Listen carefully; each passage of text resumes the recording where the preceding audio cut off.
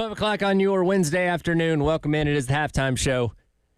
Tyler Head, Terry Ford along with you here on The Game. Halfway through the week, we've, I feel like, said all that we can say about the Kentucky game. Obviously, great win, dominant win. You made the people of Lexington go home and cry that night. Now you got to turn your attention to LSU. We've touched on it here and there a little bit as the week has gone on so far, but now is the day where you really start to turn the page over to what this next opponent is going to be. And there's no way to understate the magnitude of this game. Obviously, from a standpoint of getting to 3-0, which is huge, you're playing a huge brand. You know, LSU isn't great every single year, but they're one of those programs that gets the benefit of the doubt. That if you're just a casual sports fan and you hear about LSU, you just assume they're usually pretty good, right? And they draw attention. And we knew in the offseason talking about this game, looking at it week number 3, regardless if it was going to be played at noon, at 7:30, or at 2 in the morning, when LSU comes to town, it's going to be a big deal. They haven't been here in 16 years, like, huge, huge deal, right? Then you add in game day, and all the pomp and circumstances going to be going on. Herb Street's going to be calling the game. There's going to be all the attention focused in on South Carolina this weekend. Don't get embarrassed. Obviously, you want to win. That is the objective every single week when you go out there, and we hope that happens. Even if you don't win, don't go out there and look silly on national television, because all this positive energy, positive attention you've gotten coming in this week will go out the window when people say, there's South Carolina again, looking dumb on national television. For silly us for thinking they were going to be something.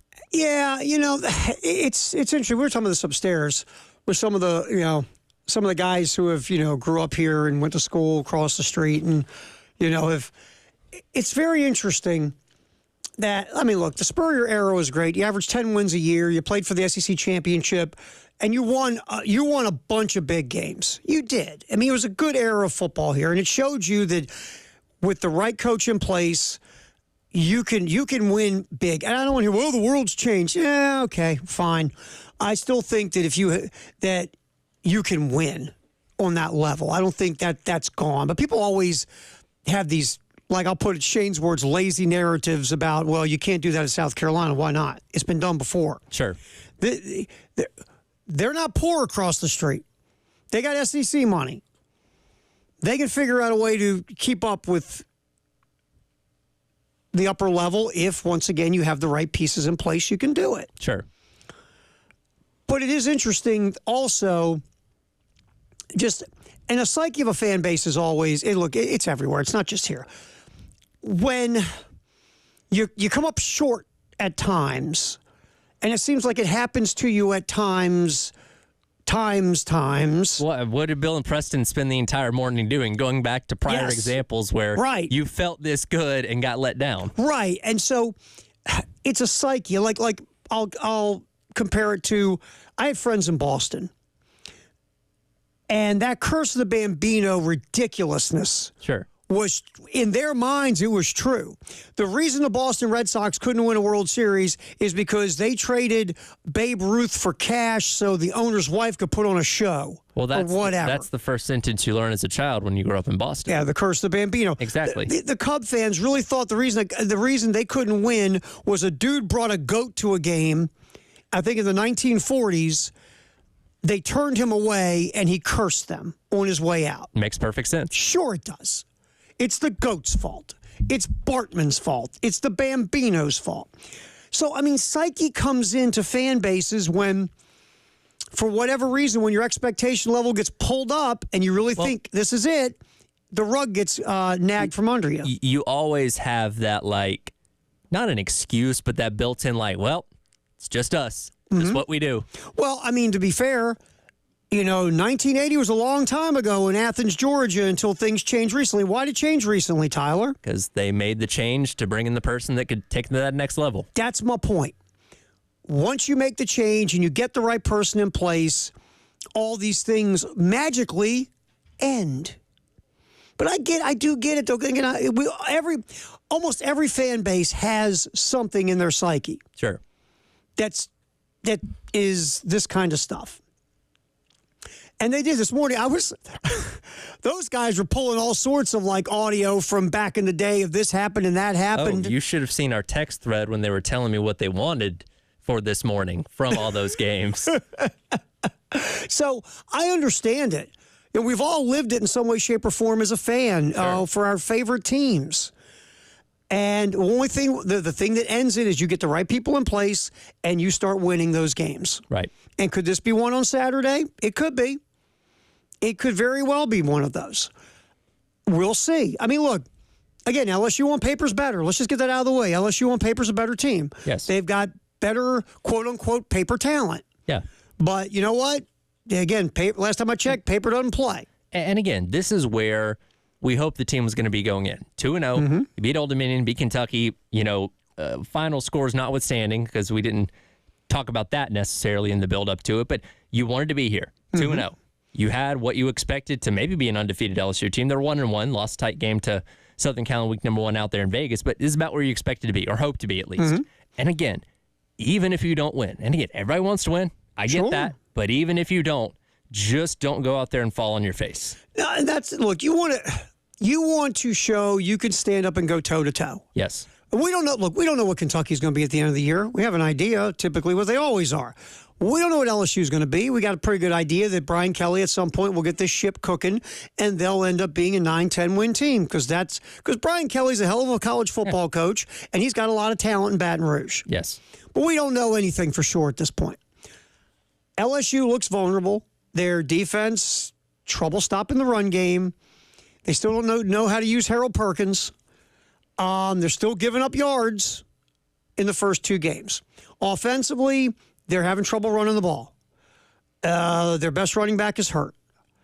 Their offensive line, excellent pass protectors, but again, the run game just hasn't gotten going. Their quarterback has never had a road start. Yes. We said the same thing last week about our boy Brock in Kentucky. First start, faced no pressure. What's Brock Vandagriff going to be like if South Carolina can turn the heat up on him with pass rush? We saw it. Yep. He changed his underwear 5 times in that game. So the plan is there for this. LSU is not this is not Georgia walking in a couple years ago. Sure. LSU is beatable, but they also have the goods and the talent to come out here and roll up and down the field. They do. Doesn't mean they will, but it is a winnable football game. It really is. And the way that the Gamecocks are playing defensively, it's not even with skill and intensity, it's confidence. There is and this is a positive, you watch them, there is a cockiness to this defense saying, you think you're going to get over on us? Sure. Okay. Snap the ball. And that's great. And we talked about this before the season started. We said there are times when throwing out there who you're going to be or who you think you're going to be is a good thing. It just is. And this defense, even before the ball got kicked off for real, what were they saying? Donuts. Historic. We're going to be historic. Yeah. And right now, they're playing really well. And they're starting to get that national love. It's coming around. Yep. About this defense and about Dylan Stewart and Kyle Kennard and this whole crew. And they're starting to get a little bit, because what they did in Lexington, Kentucky, look, Kentucky's that was not, LSU or Joe Burrow by any means. But what they went in there and did, basically disemboweled Kentucky on national television. Right. Is getting some talk now. Yeah, and if you go out there and have a similar type performance this weekend, everybody will believe you're legit, because that is the best offense you'll have faced by far up to this point. Yeah, and again, LSU, they lost 2 first-round picks at wide receiver and a first-round pick at quarterback. Nussmeier is a high-level high school recruit with a really nice arm. Lacey, the wide receiver, has got 5 touchdown catches. He'll play in the NFL too. Yep. Taylor, the tight end's a really nice player who could be a matchup problem on Saturday. And that offensive line has 2 tackles who are most likely going to be playing in the NFL and possibly could be either A, first-round picks or second-day picks at worst. Yeah. They got dudes. If they ever learn how to use some of their defensive players, they got defensive guys who will be in the NFL. Sure. But it's a winnable football game. And if you go out there on defense and you lay the wood to these guys like you've laid the wood to the first 2 offenses you faced, you're right. Now you've really got some talk going. And I don't think it's a crazy idea. They don't go out there and slow down. Is LSU better on offense in Kentucky? Absolutely. But if they go out there and slow down LSU on offense, would I be surprised? No. You start off with 2 guys coming off the edge who are bringing bad intentions with Kennard and Stewart. You start there. You got good interior defensive linemen who, by the way, are obviously taking the advantage of these 2 edge guys, and they're also bringing it. Sure. You got speed and athleticism and nastiness at linebacker. And you got a secondary that last week, when they had to step up, they stepped up. And really, instead of you had one bust in week 1. That defense has been bringing it. So could they bring it on Saturday? Would anybody be surprised? No. No. And if they do bring it, and you can run the ball against LSU, all of a sudden, what are you doing to the LSU offense? Keeping it on the sideline. That's right. You're occupying the ball. You're running the football. Now again, you got to score touchdowns. Time possession means nothing. You got to score touchdowns. But if you can run the ball, get in the end zone, and your defense is nasty, you got a really good shot to walk off of that field on Sunday about 3:30-ish with another W. Not impossible. It can happen. But to your point, if you go out there and all of a sudden you're watching LSU run up and down the field and the Tiger mascot's doing push-ups and all of a sudden, your offense can't play from behind from multiple scores, then you got trouble. And as we talked about yesterday, the crowd is a big piece of this weekend. They are going to be amped. And I know it might be raining, but still, people will be excited for this. They've been excited all week. Game day is going to be there the whole 9 yards. If LSU comes out there and they jump out to a 17-0 lead, in the first quarter, that's going to take the crowd out of it. You need the crowd to be engaged the entire time. Yeah, right now you have a formula. And this formula could change as the season goes along and your offense starts to get better, which we saw improvement from week 1 to week 2. Hopefully you see an improvement from week 2 to week 3. Because Kentucky's defense is better than LSU's, in theory. Yes. Until your offense really gets its legs under it, your formula is unleash your defense, your special teams goes above and beyond, and they kind of help your offense along as they're getting themselves together. What you feel like can't happen is you can't get behind by multiple scores. Right. Your offense right now doesn't feel like it's built to go from 17 down. You would need help from your defense, again, to force some turnovers, whatever the case, your special teams to do some special things. Your offense right now doesn't feel like it's ready to come from behind by 2 touchdowns. So to your point, you really don't want to get behind the 8 ball early. Like you 17-0, 14-0, 13-0. Right. It's not in your best interest right now. But there's a formula here. Yeah. There really is. All right, halftime show, Terry Ford, Tyler Head. We're going to play this little game. And we're going to get some Shane Beamer, obviously, from yesterday with the Tuesday presser. I was going to play this little game. Let's look forward to what if Carolina wins? And let's look forward to what if Carolina loses? Okay. We'll have a little fun exercise we'll do next here on the halftime show as we go till 3. Thursday, we're a busy crew here. First of all, we start with goal line framing. 9 to noon, Gamecock Central taking over goal line framing with Tyler and Wes and Chris and a cast of a million. We'll do that. And then Shane Beamer shows up at 6 with Carolina Calls right here on the game in Columbia and on our affiliate in Myrtle Beach. We'll get back in. What if Carolina wins? What if Carolina loses? It's a new game. I think it's hosted by Ryan Seacrest. He hosts everything now. Halftime show, Terry Ford, Tyler Head. Till 3 on the game.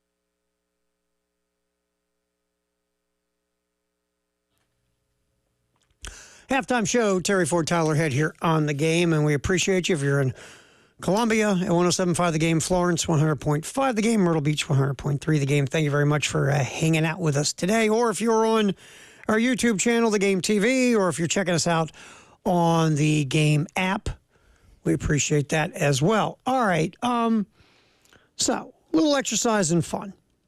Tyler, if South Carolina wins, this is the fun one. Okay. If the Gamecocks win, you're now 3-0. Yep. You got 2 SEC wins under your belt. One of them, by the way, on the road in the SEC. Yep. Feeling pretty good. And you have Akron coming to town. Feeling pretty good about that as well. You're feeling really good about that one. So, but I've had a few Gamecock fans say to me, you know what would be so South Carolina? Beat LSU and lose to Akron. Let's not jump that far ahead. It's so funny. But anyway, so you beat LSU, then you got Akron coming in. You should be 4-0, and then you got something coming. Ole Miss, which looks to be very good to the shock of no one. After they've beaten a couple middle schools these past couple of weeks. Yes. We'll see who they are, right? And then you have Bama. Now, Ole Miss, real quick, let's focus real fast on Ole Miss right now, where they are. Early in the season. They took out what, Furman? Mm-hmm. They almost put 100 on Furman. They could have. Probably. By the way, I specifically said they're probably going to score 90. They scored 76. Their starters only played the first half. They could have scored 100. Yeah, they called off the dogs. Yeah. And then they only put up 52 against Middle Tennessee State. Yeah. I know Elijah was upset about that. Yeah, very much. The Fighting Campbells. And they've given up 3 points in 2 games, but between Furman and Middle Tennessee State. Now, they'll play Wake Forest. They have that goofy little offense. The game is in Winston-Salem. Sure. We'll see how they handle that mesh point and all that stuff. That could be a game that they may sleepwalk through the first half and then just turn it on in the second. So that'll be fun to watch them actually play a team. Then you get Georgia Southern. Now, again, they scored a ton of points, lost to Boise State, gave up a ton of points. And then they'll get Kentucky, and that game will be, in the Grove. Yeah. Then you get to South Carolina.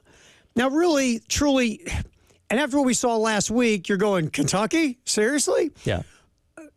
But Wake Forest might, like you said, might put a little bit of a scare into them, at least for a little bit. And we'll see what Kentucky is at that point. But it'll be the best team they've faced up to that point. Yes. Very easy to see Ole Miss rolling into Williams-Brice at 5-0. Yeah, easily. So, but we might not know anything about them when they show up. Sure. Because we don't know. Look, Wake Forest under Dave Clawson last year, lost Sam Hartman, remember, and all of a sudden they just weren't as good overall. Yep. We'll see what they are this year. And again, Kentucky, we got nothing at this point. Then you get Bama. And you got to travel on to Tuscaloosa for that one. That feels like a tall order.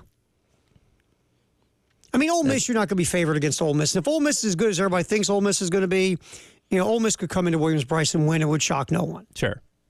Going to Tuscaloosa, I mean, if Alabama plays the way they did against South Florida. If they shoot themselves in the foot the way that they did, and now here's the thing, South Florida just could not capitalize on all those mistakes. Yeah. It's just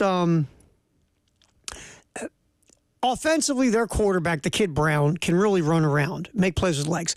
As a thrower, some days he's good, some days he's not. He wasn't any good against Bama throwing the football. I mean, he ran for 100, I believe, but just had trouble throwing it. Right. So you're right. South Florida had some opportunities before that thing got away from him in the fourth quarter.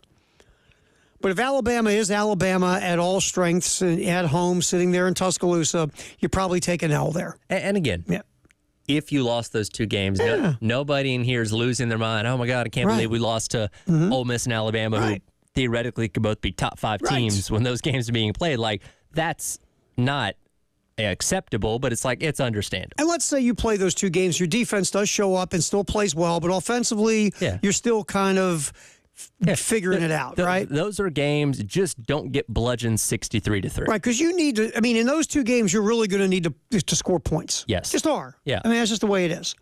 But if you did go 4-0 and you hung around against Ole Miss and Bama, You're feeling pretty good going to Norman, Oklahoma. I think so, definitely. Oklahoma has been very underwhelming. Especially offensively. Yes, which is at first thought you go, wow, Oklahoma offensively with issues. Remember, lost their offensive coordinator, Jeff Lebby, who's now the head coach at Mississippi State. Yep.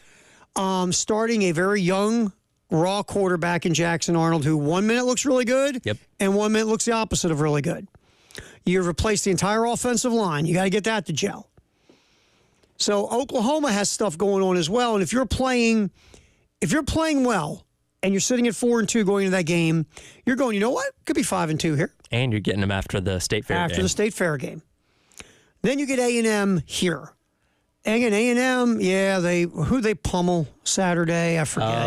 McNeese, I think. Yeah, somebody like that. They destroyed them. I think it was. It was 52-3, I think. Yeah, they crushed them. Some Girl Scout crew or whatever, Boy Scout crew. But A&M hasn't, you saw that first game against Notre Dame. That was a huge struggle against a really good defense. And that was at College Station. So you're going like this. Yeah, win that game too, baby. Because that one looks, the Oklahoma and A&M games right now as we speak today, and this can always change, don't look as daunting of a task as they did maybe early, before the season started. Right. Then you get Vandy. Now, Vandy looks like a tougher game after watching the Commodores for 2 weeks. Listen, they ran out of fireworks against Alcorn State the other night. That doesn't happen often in Nashville. And they beat a Virginia Tech team that was a double-digit favorite. Right. But still, you hope you could beat Vandy. So you look at where you're at there. Missouri is going to show up. You might, if the world went right for you, you could be 7-2 going into the Missouri game. Now let's say you lose this Saturday. It's a close game. It's okay. You beat Akron, you're 3-1. Let's say you do lose the next two and go 3-3. You still bounce back, and I still believe if you're playing well, you still have a shot at 5-3 coming through there, and then you have Vandy. You still could be a 5-6 win team when you kick the Missouri game here. Yeah, and look, our opinions of these teams are going to continue to evolve as season goes along. Yep. That's just how it works. We're going off of a 2-game sample size where most of these teams have played, FCS or group of 5 teams in one of those weeks where you don't get a true gauge of how good or bad they are necessarily. So it's going to continue to evolve. But I think when you look at what LSU is coming in this weekend, you see, like you said, some areas that South Carolina can take advantage of, some areas where you say, okay, I think they can win. Again, like you said, if it was Burrow's team coming in here back in 2019, it's like, all right, let's keep them under 70. That'd be a win here. Right. But this isn't that team. And the other part is if you get woodshedded on Saturday, then you start going, well, maybe Kentucky's just not that good. Right. And then you're going, all right, you're 3-1, but you're not feeling as great about that 3-1 that if you played LSU toe-to-toe. And then you're saying, well, geez, Ole Miss and Bama's a loss. And now you're sitting around 3-3. Well, can you win in Norman? I don't know. Maybe that's 3-4. Okay, you can still pull the A&M game at 4-4. But wow, Vandy looked really good. And all of a sudden, you're teetering on that. Could you be 5-4 at that point? Sure. So I just really think if you hang in there with LSU, win or lose, and you play well, and your defense shows you they are what you think they are, you still feel good. You'll beat Akron. You'll end up being 3-1 out of the best September Shane would ever have in his 4 years. And you're feeling pretty good going into the next part of your schedule. You just are. Yeah, definitely. You just don't want to get rolled. Just don't want to get rolled. This weekend is the true tone setter going forward. Because, again, it's the best team that you faced. We're going to be one of the best teams that you faced the entire year. And that's saying something given the schedule. How do you feel coming away from it? And, the last week was a milepost. Passed it with flying colors. Now you got a little bit more of a milepost because this team is the best one that you've seen all year. Let's get some Shane Beamer sound coming in from Shane's presser yesterday. Hey, I heard game day is going to be here. Let's hear what Shane says about game day showing up in Columbia. That's coming up next. Halftime show. Terry Ford and Tyler Head. Appreciate you hanging out with us. We kick till 3 on the game.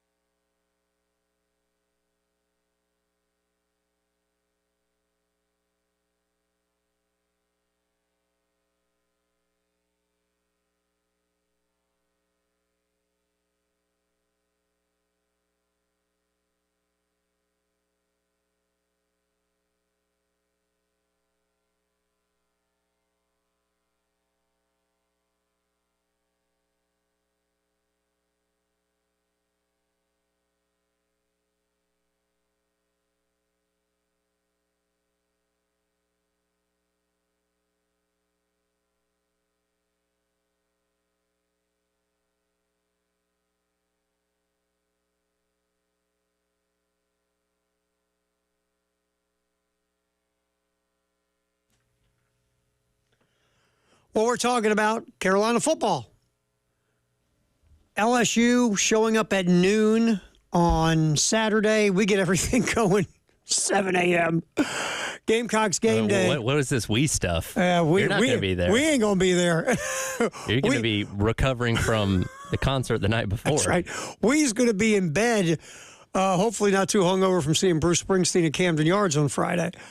Elijah and Tyler. Elijah Campbell will step in for me. Tyler and Elijah. Gamecocks game day, sponsored by LexMed Ortho, will be at the party lot at Sound and Images. I'm guessing you're not going to be, like usually, we are right there on the corner. Yes. In our spot, because we have a lot of foot traffic in front of us, people waving hi or flipping us the bird, whatever. Yeah, whatever you feel like that day. Whatever you got going on. But at 7 a.m., I'm figuring we are going to be not in the party lot, but we'll be in the, because it's the big conference room, the VIP lounge. Well, let's call it the VIP lounge for Saturdays. With game day happening, there's going to be some people out and about Saturday morning. You're talking yourself into being outside at 7 a.m., right? Maybe. Honestly, if it's like the mornings we've had the past couple days, not that bad of a thing. Honestly, it has been nice, hasn't it? I'm intrigued. I'm very intrigued to see how many people are going to be in these parking lots at 6 a.m. because that's when they open up. And, if you want to, for anybody that's ever been to game day, if you want a good spot, you got to get there early. Really early. You really got to camp out if you want to be in the front row. But if you want a decent spot, you got to be there several hours ahead of time. And we know the State Fair lots are going to open up at 6 a.m., which is about the time that we'll be rolling in to do the show and stuff like that. So I'm interested to see how many people are there at 6 a.m. as things are getting rolling. So we will set our logistics up. We will either be right out front where we usually are, or in the VIP lounge. Also the weather. The weather's going to be a thing as well. We're going to try and lure Saban to come on our show before he goes to game day. Like, hey, Nick, come on by. Go ahead. Nick, you know what? We have Krispy Kreme donuts, Nick. We have breakfast, Nick. Come on by. The Aflac Duck is going to be there, Nick. Come see your boy. Also, we just popped this out on our Instagram and Twitter X social media platforms. If you're going to game day and you'd like to possibly score yourself a couple of tickets to the Ole Miss game, where hopefully you see that ex-wide receiver get hit a lot. Who shall not be named. You can win a couple of tickets for the Ole Miss game. It's very simple. Either wear some game gear or have a sign or poster about 107.5 the game. And the first 5 folks to pop that on our social media with the pictures of them at game day with 107.5 the game, either a poster, wearing the shirt, sign, whatever. Yeah. The first 5 that post up on our social media will win a pair of tickets to go see Ole Miss in South Carolina. Sounds simple enough to me. Very easy to do. Very easy. You show out with a poster, signage, shirt, 107.5 the game. You get a picture of it. You got to be at game day now. Yes. You got to be at game day. First 5 people will get tickets. So that will be doing that. If you stand next to the Old Crimson, you'll get on TV pretty easily. Oh, yeah. Absolutely. Matter of fact, maybe you can sit on Nick's lap on the set and get a picture. Oh, I'm sure he'd love that. Because he looks very comfortable with that kind of... Nothing he loves more than being next to shirtless Pat McAfee while some stranger sits on his lap. Hey, my man loves silliness. You can tell by the look on his face while McAfee does McAfee. It's so funny. All right, so that's coming up. Game day, obviously, at Willie B. in Gamecock Village. We start up at 7. Network pregame rolls at 10, or 9, I should say. 9. I'm sorry, at 9. And then kickoff at noon. South Carolina and LSU. Obviously, Nick Saban will be there. Pat McAfee, the whole crew. Herb Street, Reese Davis, Desmond. Ben the dog. You got Stanford Steve doing picks. Shane Beamer was asked about game day during the presser yesterday, and here's what Shane had to say about having game day at Williams-Brice. No, I do. I can remember, watching it for sure, but then being at Virginia Tech in 99, that was my senior year of college, and that was the year we went undefeated and played for the national championship, and game day came to Blacksburg. I think twice that year for Syracuse and the Miami games, if I'm not mistaken. And I remember what a huge deal that was, that game day is coming to Virginia Tech. And then over the years, getting to know Kirk Herbstreit on a personal level, and getting to know Chris Fowler and Reese Davis now, and Pat McAfee in the last couple of years, getting to know those guys has been cool. And then certainly I'm a fan whenever we're in the hotel on game days, home or away. I'm watching it if we're not in meetings or eating or whatever we do as a team, because I'm just a college football fan and enjoy watching it without a doubt. I remember in 2010 when they were here when we played Alabama. I think we had an off week the week before because we had lost to Auburn, if I'm not mistaken, the week before. And I remember we were working that Sunday, and I think I told you guys Sunday night, I ran in the subway over here on Assembly Street to get lunch. And I remember coming out of Subway and my wife telling me that it had just been announced that game day was coming to Columbia for the Alabama game 6 days later, and how exciting that was. And it's the same feeling now as well as the head coach. So it's awesome for our community, and great that they're coming here. And now we need to make sure they walk out of here saying that's a place we need to come back to, and we need to do our part to play well and make it a memorable day. All right, so I'm going to go on a limb here. The pregame hype will be on a scale of 1 to 10 of 15. Easily. Game day is going to be fantastic because I've been here in 10 years. Yep. I'm sure the fan base is going to be nice and lathered up and ready to go out there for game day. Because in some places, it's kind of taken for granted because they were there enough. Yeah. Haven't been here in over 10 years, so that's a thing. So fan base will be ready to rock and roll for game day. That's number one. Number two, coming off that win over Kentucky, obviously there's an excitement in the fan base about what now possibly could be with this football team. Three, the pregame hype is always top level here. Oh, sure. Again, I've been to a lot of football games in my 100 years of sports radio. I've been to NFL games. I've been to college games. I've seen a lot of this stuff. This is special. Absolutely, the pregame that goes on here is special. With the 2001 and with the good old cocky popping out of whatever he's going to pop out of. As controversial as that has become. I know. And a lot of people are very passionate about the original entrance. I know. And then you have, Sandstorm, and the place is electric, man. It really is. So that's going to be taken care of. And the folks that watch this game on a national level, again, will get to see this. And you know who else gets to see this? The recruits that are showing up. That's right. You want to sell yourself, that kind of stuff. Again, don't be you. Don't be the grizzled adult that has to go to work 5 days a week and has to pay bills, and your kids are a pain in the butt, and you got to go out and mow the lawn when you don't feel like it. Oh my God, I got to walk the dog at 6 in the morning. It's raining. Be a 17 or 18-year-old recruit. And how cool that is to sit there and see the hype that goes into a football game at South Carolina. Now, is that going to be the only selling point? Of course not. But you know what? Sure the hell don't hurt. Right. And then if you can go out there and, in the words of my 17-year-old, ball out against LSU, win or lose, you're in the game. That also speaks to the 17-year-old recruit. So that's another part of this. Right. And again, if you're selling a kid, hey, look who's here. There's Nick. Hey, there's McAfee. Look over there. Well, there's the dog. Check this out. You come to South Carolina, this can happen for you here too. So there's Shane discussing game day. All right, Firehouse Sub, text the hour, 803-404-6100. The final results of our Twitter X poll from the last 24 hours. We'll get to that as well. It is the halftime show. Terry Ford, Tyler Head, rolling up until 3 o'clock. Then we're done, and it's drinking time. And then the post-game show takes over here on the game.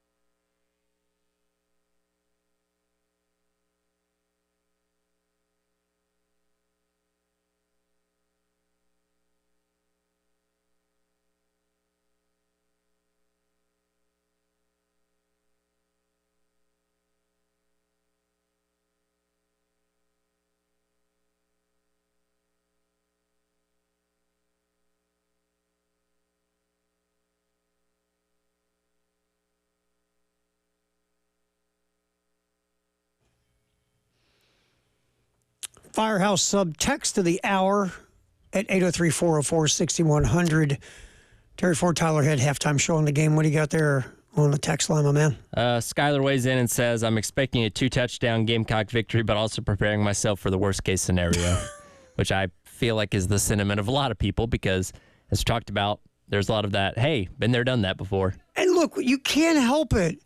And forget being a sports fan. Just think about your life. If you've always been really close to something and always something ends up happening so that something doesn't come true, you get a little what? Screwed with, right? Your psyche gets messed up. I think we've all been at that point where things are going really good. You've had a good couple days in a row, month or whatever it may be, and you're just waiting for the other shoe to drop. You're like, all right, what terrible thing is about to happen to me where it screws all this up? Now, and you say that, and I was kind of going to hit that road, but you did a good job there by leading it. All right, if you are that person that you've had things happen to you, and then you get to where, boom, the ship comes in, so to speak, right? And you're on a roll, and everything's going great. You got a new gig paying you a lot of money. That dreamy girl you want to go out with, she's actually going out with you. Sure. All these things are happening that are great, right? Are you that person that goes, no, I'm good now. I finally got where I should be. Are you doing this? Okay, when's it going to go in the crapper? You're looking over your shoulder. When is it going to go? You're waiting for the Looney Tunes piano to fall on you. Right, because that's like there's two groups, right? There's a group of I've made it. It's all going to be good from here. And there's a group of like, okay, when does the crap come back? You can't help. All right, this rocket's going to run out of fuel at some point. when does the new car break down in the middle of nowhere? And all I see are shotguns. Exactly. When does that happen? And hear banjo music. Oh, God, is that Ned Beatty? Oh, no. So, who was the texter? I think I put a name on it. Skyler. Skyler, we get you, man. It's okay. But again, I think there's a lot of people from what I've seen just in these couple days are like, man, Saturday was great against Kentucky. Feeling good, feeling hyped. I feel like I'm going to be let down on Saturday. Well, I'll go to this, Reddy, and let's go to the Twitter X poll from yesterday. We kind of asked that question. Poll question of the day was, after the win against Kentucky, how do you feel about the rest of the season? The answers were A, all in, we're so back. B, cautiously optimistic. C, wait and see mode. D, never satisfied / skeptical. Now, all in, we're so back, got 8%. Never satisfied / skeptical got 3%. The other 88% is a boatload of, well, maybe, I don't know. 40% was wait and see mode because, like we just brought up, well, that was good, but when's the Acme anvil going to land on my head, right? Exactly. Because there is a question in your mind of like, well, maybe Kentucky's just not good. And, I mean, they're going to play Georgia this weekend, and they're 24-point dogs. They get, slaughtered 70-3. And it's like, oh, maybe they were just that bad. Right. And the winner is cautiously optimistic. So 88% of the fan base is either cautiously optimistic or in wait and see mode. The words here are cautiously and wait and see. Yes. To what we're talking about. And so, again, that goes to, or like the other one. I'm not gonna, and this isn't because maybe let down is kind of another way to look at it. You get your hopes up and you get let down. Sure. And it's like anything, though. If you get your hopes up enough and you get let down, your hopes don't go as up as they used to be, right? They're going lower. Like, you haven't given up hope yet. Yeah. But you're not as woohoo. Yeah. Because you're like, I've been woohoo a bunch and I got let down. Sure. So, but that just to the point of what we're talking about, there's the Twitter X poll to kind of back it up. And by the way, over 300 votes, over 2,000 folks viewed it. Thank you very much for your participation. Well, let's just look at the dichotomy of these past 2 weeks. And we spent all last week after a victory being like, I don't know about this team. And rightfully so, given what they showed us on Saturday. And then, coming away from this past weekend, we're feeling great. Yeah. Now, again, as we creep up onto the weekend, that's where that little bit of doubt starts to creep in your mind. Like, ooh, that's a tough opponent. Well, I hope this doesn't go the wrong way. Yeah, and really, and a lot of that is it's LSU. And LSU's had, they should never be down at LSU. They should always be a really good football program. Yeah. And they have had their moments of bleh. You want to talk about the roller coaster here? Their roller coaster is even more extreme, Tyler, because they'll win a national championship and then bottom out like they did the year after Burrow and the crew won. But LSU, you see that name, you go, okay, they got talent, because they always do. But right now, and it could change as the season goes along, because Brian Kelly, again, is a really good college football coach. But right now, they're still having some defensive issues, not stopping the run consistently. Offensively, they can't run the ball, but they can chuck it and they can throw it around. But again, there's a formula here to where you could walk off the field with more points than LSU, but your first thought is, it's LSU. Because of the brand name of LSU. Isn't it interesting if you think about LSU is they've won national championships. Run this through your skull real quick. Yep. They've won 2 national championships recently with Les Miles and Ed Orgeron as the head coaches. Kick that through your head real fast. It's like a turnkey operation. You become the head coach at LSU. You'll win a national championship at some point. It's like we're going to give you one at some point. Yeah. I mean, obviously Nick won one, and Nick is Nick. You just wake up and it's there sitting in your arms. Like, how'd I win that? And now you've got Brian Kelly's a better coach than Orgeron or Miles. 1,000%. He's just in a much tougher SEC Wouldn't it be so Brian Kelly if they just didn't win one? Crazy, right? Bunch of 10-win seasons and no national championship. Football coming up on the halftime show.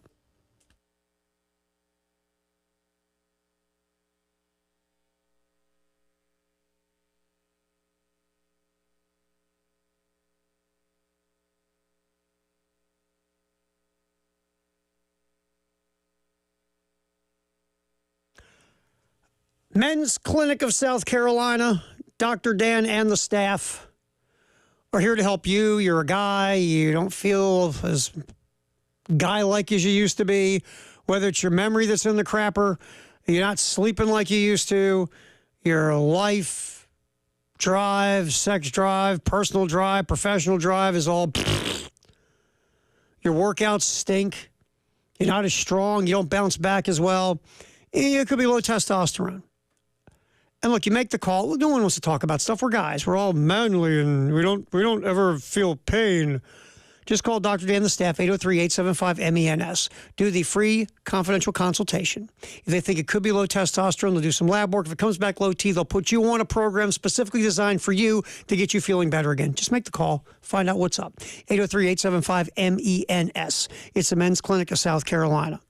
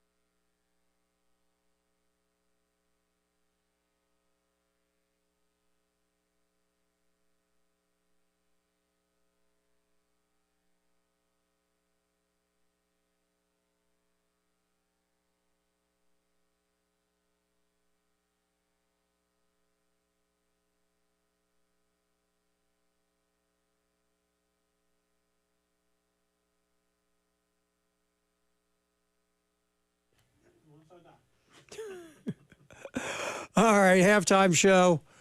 Terry Ford, Tyler Head. Dave showing me his low blood sugar. So look at my numbers. I should be dead. I won't ask. My man has an app that shows his blood sugar. I'm not sure what you want me to do with this. The world of modern technology is unbelievable, isn't it? I've got an app to show you my blood sugar. I don't think that's something you're supposed to parade around with, but sure. Yeah, I don't know. I don't know what you're expecting me to do with this information. It's one of those. I was just talking to Dave right now about something for the weekend, and then Dave goes, "By the way, here's my blood sugar app." Is Dave? Well, I'm glad you're okay. You never know what Dave's going to spring on you. He's an interesting man. You know him for long enough. He's an interesting man. There's all kinds of things that could come out of his mouth. You know, the best thing about Dave will share things with you that you're happy he shared with you, and Dave will share things with you where you go, I didn't really need that. Maybe a little too much. We love our man David there. All right, football in the 1 o'clock hour, sponsored by Atlantic Windows and Doors. We've done a lot of talking about South Carolina LSU, and we'll keep going with Shane here. Get to cut two here, Tyler. We broached it about recruiting. And again, the more times you're on national TV, the better for you. Because it's like a lot of things, like advertising, and maybe we shouldn't say this. The thing about advertising today, because the world, people have so many messages coming at them, right? Everywhere. Of course. Whether it's radio, TV. I mean, even now you go to YouTube, and what do you get for the first 10 or 15 seconds? An ad. You go to an app to watch something or listen to something, what do you get hit the first 10 or 15 seconds? An ad. It's everywhere. And our business, obviously, for the most part, is predicated on advertising revenue. But what has changed now, it's, years ago, back in the old days, hey, honey, did you hear that commercial about the car dealership? Let's turn the car around and head on over there. That's not the world we live in now. The world we live in now is smart advertisers beat you over the head with their name, their message. And then you subliminally, when you need it, what do? You go there. Well, that's why, you have a catchy jingle, you have a clever tagline or something along those lines that keeps you inside of people's heads whenever they need whatever your service is. They don't even realize it. Like our buddy Adam Vance, Sound and Images. I'll tell you a quick story. First time when Adam was coming in here to do his commercials or his spoof spiff spots, like he likes to, like we call them, Adam came into just regular old commercial, had a list of stuff. We're Sound and Images. Here's what we do, blah, blah, blah. We do these things. And all these things are great, but he's just giving you the list of stuff and whatever.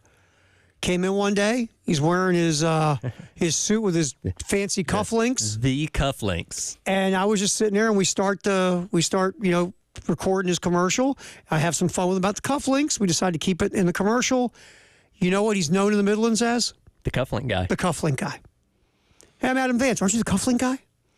So think about that. It has nothing to do with his business in any way, shape, or form. But people know him. People know Adam Vance is the cufflink guy. They know Sound and Images. That's the point of advertising. Doesn't matter. You can't get boat raced every time. But if someone sits down to watch football games and they're flipping around and they see South Carolina on football games, whether it's the 3:30 game on ABC, the night game on ESPN, wherever you see enough South Carolina football games, you see game day in Columbia, South Carolina, and you see Kurt and McAfee and Reese and Nick and all of them. And it's a 2-hour infomercial for South Carolina football in some ways. Yes. Subliminally, if you're a kid, what's running through your head? You've heard now of who? South Carolina. There you go. Must be a big deal. So there got to be something going on there because I keep seeing and hearing about them. And Wes has what he calls his game day index, which is kind of like the Waffle House index of like how often is your game getting picked on game day? Are you being taught on the premier college football show for 3 hours? That's the table for the entire weekend for everyone. Is your team being brought up? Right. Or is that the one game that just scrolls across the ticker and you say, they're playing at 12 o'clock on a network that I don't have? Yeah, they all three pick it real quick or whatever. They do a move or they don't. Listen, if they're picking your game, it has some significance. If your game is not, if you're not getting picked unless it's like, hey, they're playing Alabama, they're going to beat them by 50 points, Exactly. and then everybody picks Alabama. Like, if you're getting picked on a regular basis, or your game is featured on a regular basis, you're doing something right. You want to be in that last segment that matters. Yes. Where they do all their picks. Right. That's where you want to be. All right, Shane Beamer was talking about the impact having game day in Columbia could have on Gamecock recruiting. No, I do. I think it's certainly the way we played Saturday. We had a lot of people that were already interested in us, but we were fortunate that Saturday in Lexington, that was really the only game on. There were a couple other ones, but it was kind of the premier game across all channels. So there were a lot of eyes that were watching our game on Saturday, a lot of recruits that were watching that game on Saturday and saw us playing freshmen. And Monday nights we work late, but we take an hour from 6:30 to 7:30 as a staff and just FaceTime recruits for an hour straight. And we probably talked to 30 kids last night, and that's what they were all saying was, man, y'all were balling against Kentucky and whatever else, and at defense and those freshmen and Dylan Stewart and all that stuff. That's great. And then so that already had excitement. Then game days announced that they're coming. That just created even more excitement with fans, recruits, our players. But yeah, I believe absolutely. You know, NIL, it's a different time. Transfer portal, it's a different time. But having, you know, those players, they watch that show and they know who those guys are, and they know that, you know, Reese Davis and Kirk Herbstreit and Lee Corso and Nick Saban and Pat McAfee are going to be here this week. Desmond Howard are going to be here this week as well. So they know who those guys are. And even if they don't, they know that when game day comes to town, that's a big deal as well. And that's a test. I told our players this morning, it's a testament to them and LSU that they want to come and be a part of this thing and get used to it. I think obviously Shane nailed it. And the other thing too, now again, if this program grows the way everyone wants it to grow, freshmen will play less. They just will. Because, you know, you're developing in your system and guys are getting their next man, like Georgia. You're a little familiar. Do freshmen play at Georgia? Sure they do. But you know how good you got to be a freshman to play at Georgia at this point? Or Alabama? Or Ohio State. I mean, the kid Jeremy Smith, the wide receiver at Ohio State, the freshman receiver, he's special. That's why he's on the field. Yeah, you play freshmen because you want to, not because you have to. Yeah. Because they have earned, and Josiah Thompson's an example of that. He's earned the left tackle job here because he's the best person for the job, as opposed to last year where you just got down to, well, I guess we got to put Tree and Tro out there because we don't really have any other options. Yeah, and that's where you want to get to as a program, to where if a freshman's playing, that's because they're special talents. That kid, Jeremiah Smith, the wide receiver at Ohio State, whew, oh my! But people knew that coming in, that he was what he is. And the kid Williams, the wide receiver at Alabama, he's 17, by the way. 17 years old. Can you imagine what he was like in high school? Oh, it wasn't fair, right? It just wasn't fair. I mean, he's getting open now, playing at Alabama. Right. You're right. In high school, we're going to put the entire secondary on Williams. Just ridiculous. So, yeah, you want to get to that point where freshmen are playing because they're that special. But right now, if you're a 16, 17-year-old high school player and you watched South Carolina last week and you saw Dylan Stewart, a freshman, Josiah Thompson, a freshman, Michael Smith, a freshman, you saw those guys running around the field, Mazio Bennett, a freshman. You could envision yourself as a freshman doing what, Tyler?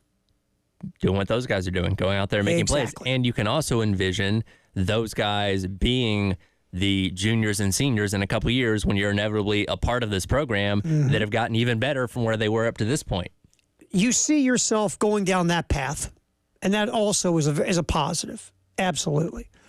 So, yes, all of this, what we're trying to say is all of this does matter to the recruiting of the players. Remember, 2 years ago, coming off the Tennessee and the Clemson and the Gator Bowl and all that turned into the best recruiting class that Shane had that following year. You were the talk of college football, not only then, but really for a lot of the offseason. People were like, man, remember what Carolina did at the end of last year? Special team. And, of course, they came in and didn't have a great showing in week one, and that turned a lot of people off. But the hype was worth it. And to Shane's credit, the staff kept you. Last year, you were going through what you were going through, and you didn't lose any of your high-level kids that came in this year. Your Dylan Stewarts, your Josiah Thompsons, your Michael Smiths, your Mazio Bennettts, your Cam Pringles, all these guys, Fred Johnson, all these guys that came in didn't run. They hung. Something to be said for that. Now, again, you want to develop them into phenomenal players, and you're on the road with 4 of them right now to where it looks like they're going to be, at the very least, solid contributors to you, if not more than that. I mean, Dylan Stewart's getting love. Nationally. National love. If I was looking at Stuart Mandel's column in The Athletic, and even Mandel had a thing about the line was in his, mailbag was, is the best freshman in the country playing defensive end in Columbia, South Carolina. And he has the highlight of Stewart getting through 3 blockers to put the heat on Brock Vandegrift.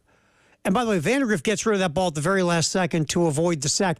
Well, you see that highlight right now, correct? Yeah. How about if Stewart gets the sack there? It just makes it 10 times That highlight better. just blows up even more, doesn't it? Sure. But so yeah, you're sitting there as a recruit going, I could be like that. I could be part of that. So it's nothing but good. Nothing but good. Football in the 1 o'clock hour, sponsored by Atlantic Windows and Doors. Where are we at 2 weeks in the SEC? We'll take a look at that next. Some things have gone pretty good. Some not so good. We'll take an eyeball look at the SEC after 2 weeks. And also, does Peyton Thorne owe you money? Well, you might be entitled to financial compensation if so. The Auburn starting quarterback, does he owe you money? We'll investigate that story as well as we talk SEC football next here on the Halftime Show. Terry Ford and Tyler Head, appreciate you hanging. We're here up until 3 on the game.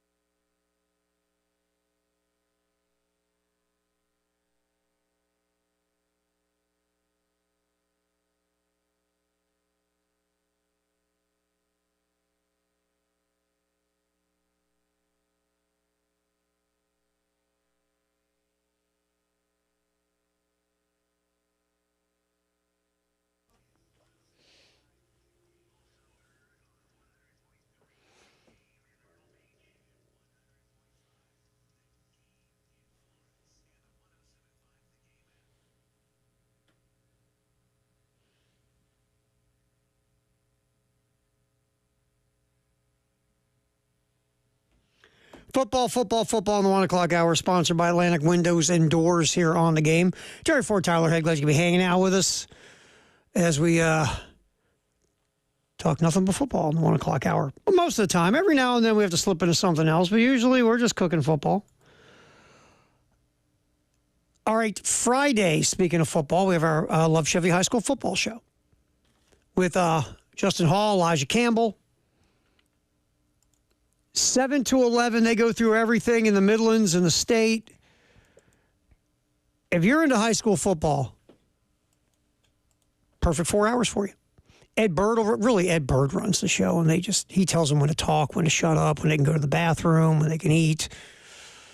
Yeah. Well, Ed Bird has a multi-screen in here of every high school football game going on around the state. So he's just relaying information over the course of 4 hours. And we have our spy cams all over the state with high school football. So that is 7 to 11, the Love Chevy High School football scoreboard show with Elijah and Justin right here on the game in Columbia at 107.5. All right, so we've seen 2 weeks of the SEC. And you can't take too much out of 2 weeks. You just can't. But right now, if we go up and down the list, I'll say this. Better than you thought, worse than you thought. Pretty much what you thought, too early to tell. Ready? Yeah, go ahead. Here we go. Alabama. About what I thought? Yep, pretty much what I thought. Georgia. About what I thought? Mm-hmm. Missouri. About what I thought? Yep. Oklahoma. Not quite what I thought. Not quite what I thought. I agree. Man, this is boring. We agree on all these so far. Ole Miss. About what I thought. About what I thought. Tennessee. Maybe a little better than what I thought. I was going to go better than I thought. Texas. About what I thought.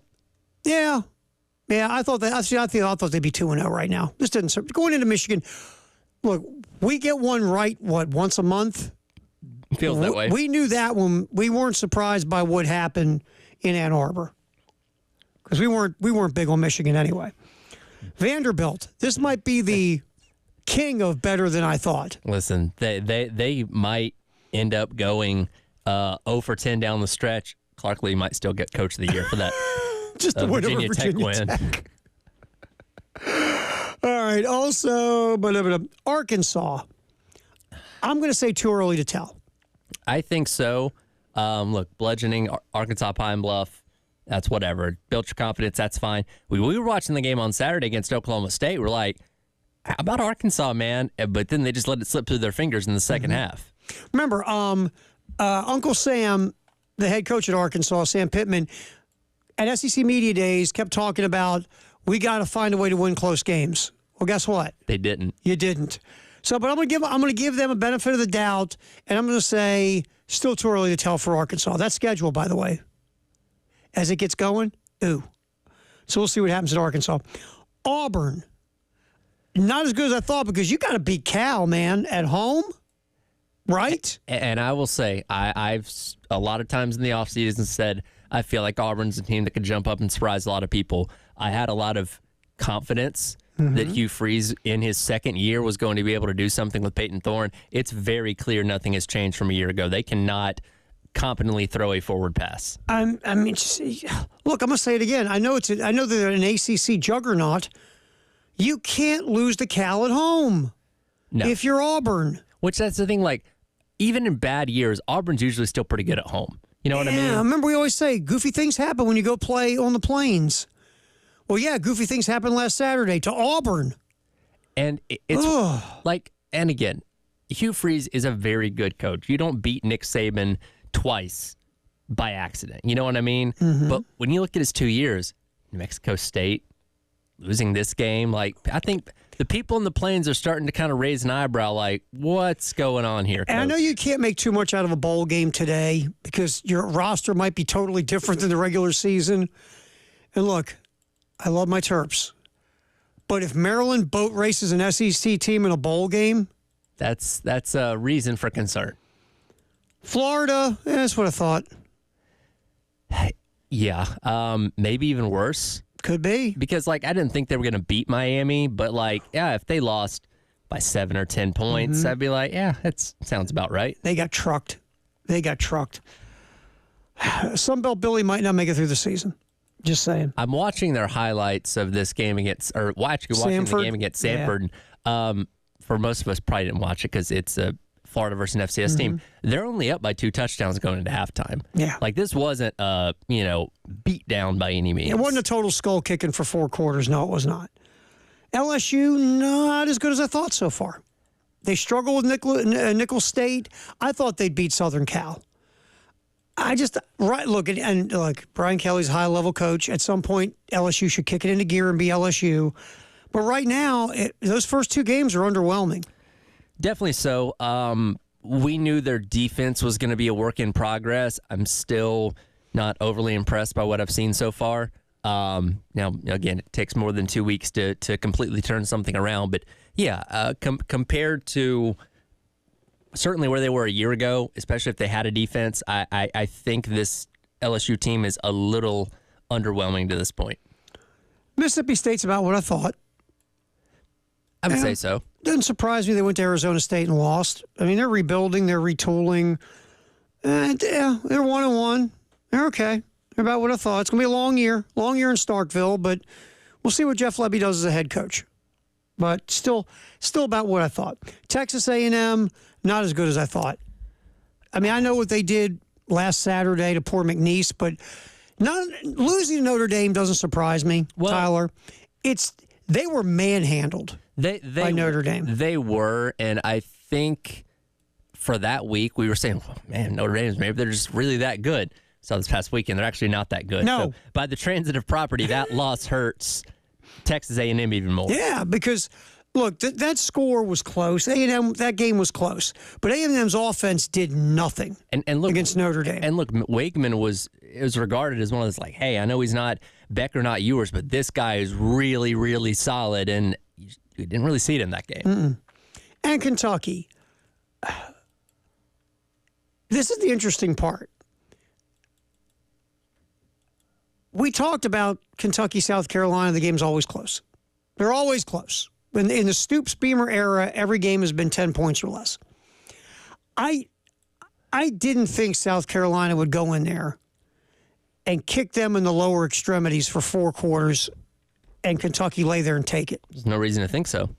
So to me, this is not as good as it should be after 2 weeks. The Southern Miss game, yeah, you were crushing those cats, and the game got stopped because of weather. But not just getting beat by South Carolina, but in the manner that you got beat. They didn't just take your lunch money. They took your pants. They took your girlfriend. They took your car. And you just let them. Yeah, if Carolina comes in there and it's a 3-point win or a 7-point win, I think we walk away saying, okay, Carolina win, great win, but yeah, Kentucky put up a good fight.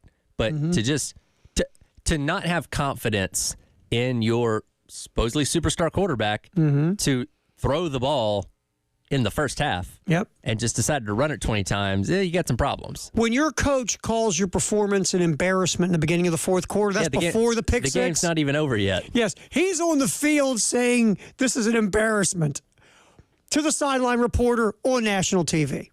Imagine what he said in the locker room after the game. God. All right, so that's our little temperature check on the SEC after 2 weeks. All right, so Auburn quarterback Peyton Thorne had a rough go last Saturday.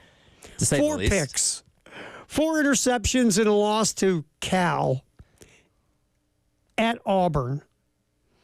So Thorne, appearing on, I guess, a podcast, said bettors messaged him on Venmo asking for money after that game. I love college football so much. So good. Hey, bud, you sucked Saturday, and I lost $100. How about you pitch in $50, man?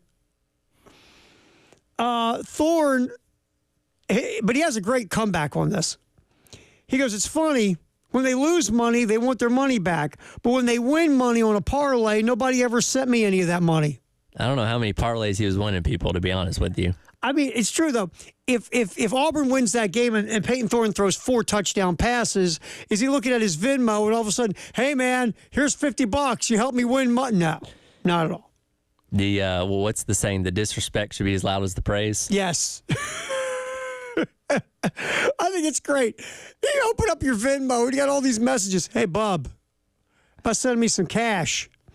You lost me some dough, man. You suck. You owe me $50. You stink. That's so good. You're right. It's so college football. So good. So good. All right. Tomorrow, today's Wednesday, right? Yes, that's correct. Tomorrow, 9 to noon. Wes, Chris, Tyler, whoever. Jack might be there. We don't know who. Everybody will be there. Gamecock Central takeover of goal line framing in West Columbia. A lot of cool stuff going on there all the time. I mean, they got all sorts of things. They're not just framing. Other things are being done there as well. We're going to make Chris frame something tomorrow. I think Chris should build a frame and frame something. But that'd be some fun video. That's tomorrow, 9 to noon, goal line framing. With, again, Wes, Chris, and Tyler. Gamecock Central takeover there. Shane Beamer. Carolina Calls with Todd and Shane. That's tomorrow night at 6. You can hear it right here on the game in Columbia and also our affiliate in Myrtle Beach as well. All right, halftime show. NFL has had a week. Everybody's losing their mind in 16 cities. I find it quite entertaining. We'll find the most asinine of the asinine coming up next. Halftime show, Terry Ford, Tyler Head, till 3 on the game.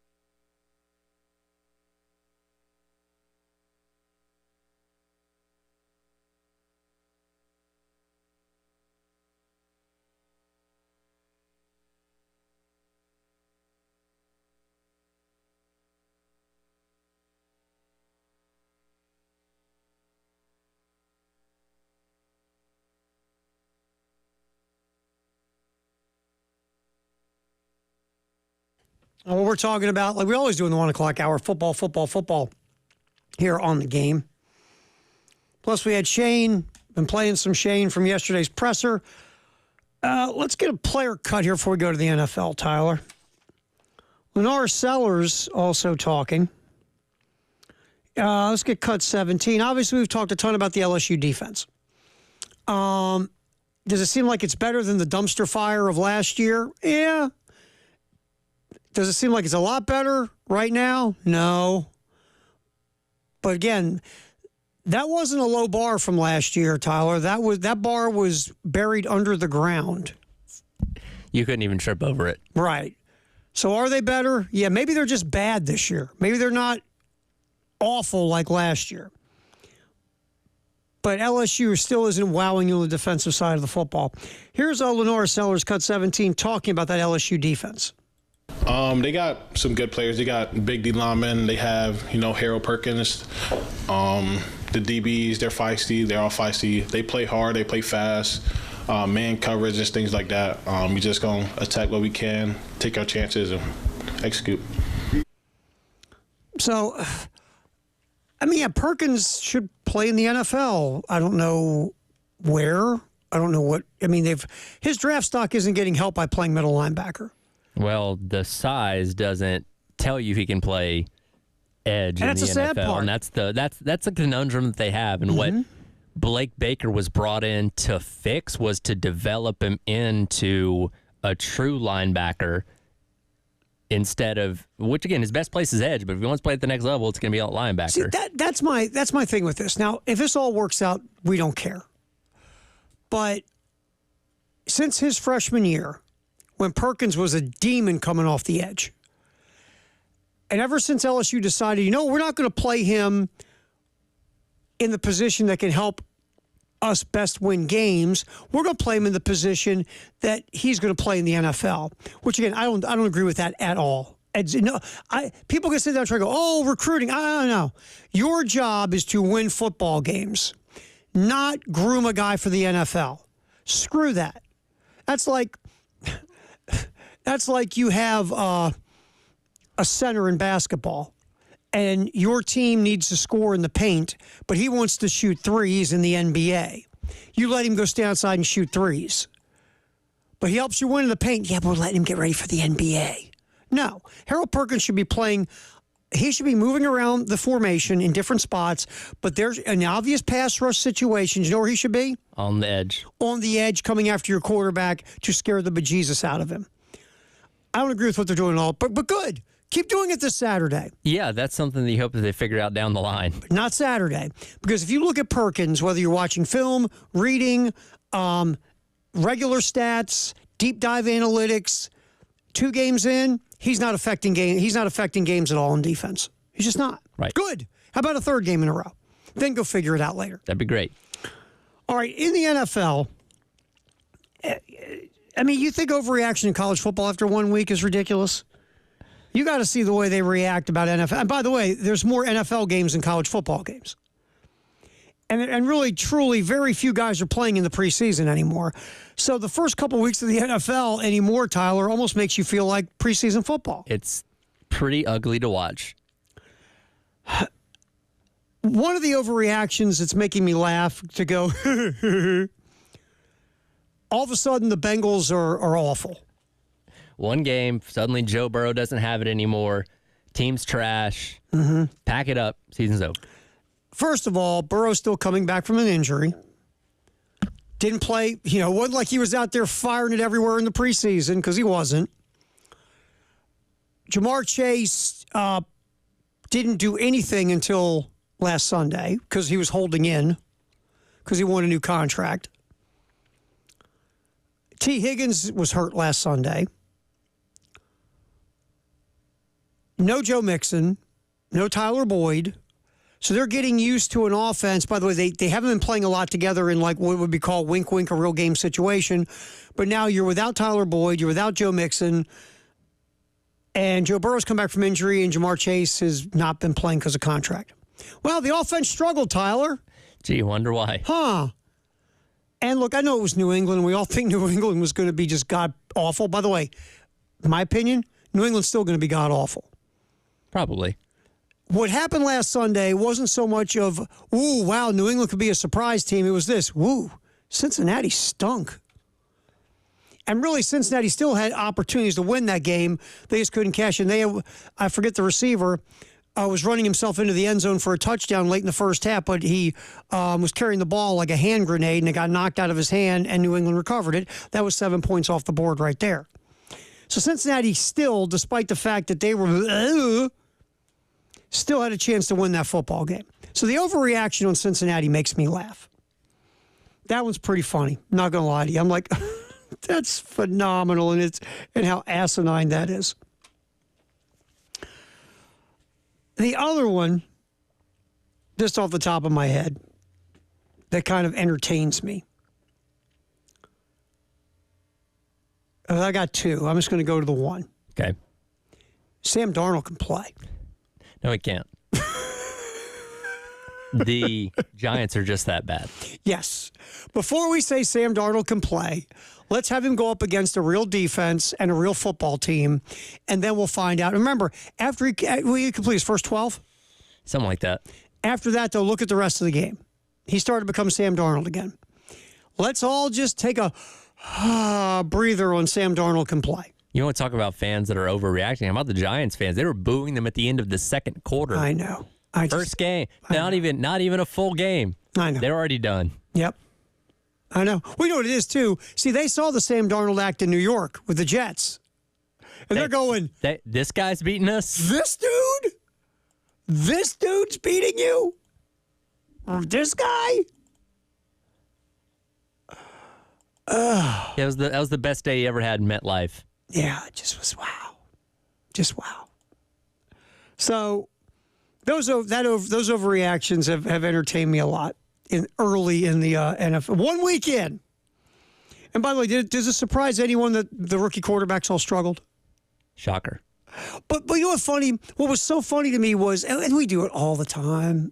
I say we media, fans. Caleb Williams, I remember the headlines going into Sunday. Could Caleb Williams throw for 4,000 yards this year? Boy, Bo Nix, could he be a bigger version of Drew Brees this year? I mean, he does have Sean Payton. Jaden Daniels, could he be the next Lamar Jackson? Could all those guys be those things at some point? Sure. Are they going to be it this year? Most likely not. Probably not. It's almost like the NFL is really tough, and there's a step from going to college to the pros. You play in Vanderbilt in the NFL? Not anymore. There's no cupcake Sundays in the NFL. And unless you're playing the Panthers. Exactly. I mean, the Panthers are probably the closest thing. That was, wow. So, yeah, none of that surprised me. I do laugh because, again, we love the hype train. Do I think Caleb Williams can still be a really good quarterback? Sure, I do.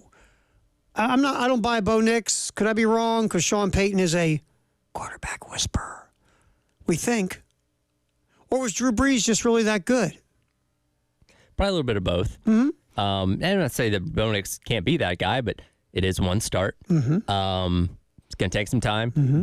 That Denver team doesn't have a whole lot going for it right now. And I'll say this, Jaden Daniels, out of the three, Daniels played the best. And that was really in the second half of that game. And he showed the dual threat ability that, he had at LSU. But again, just like at LSU, Jaden, run out of bounds. Learn how to slide. You're going to end up in a body cast.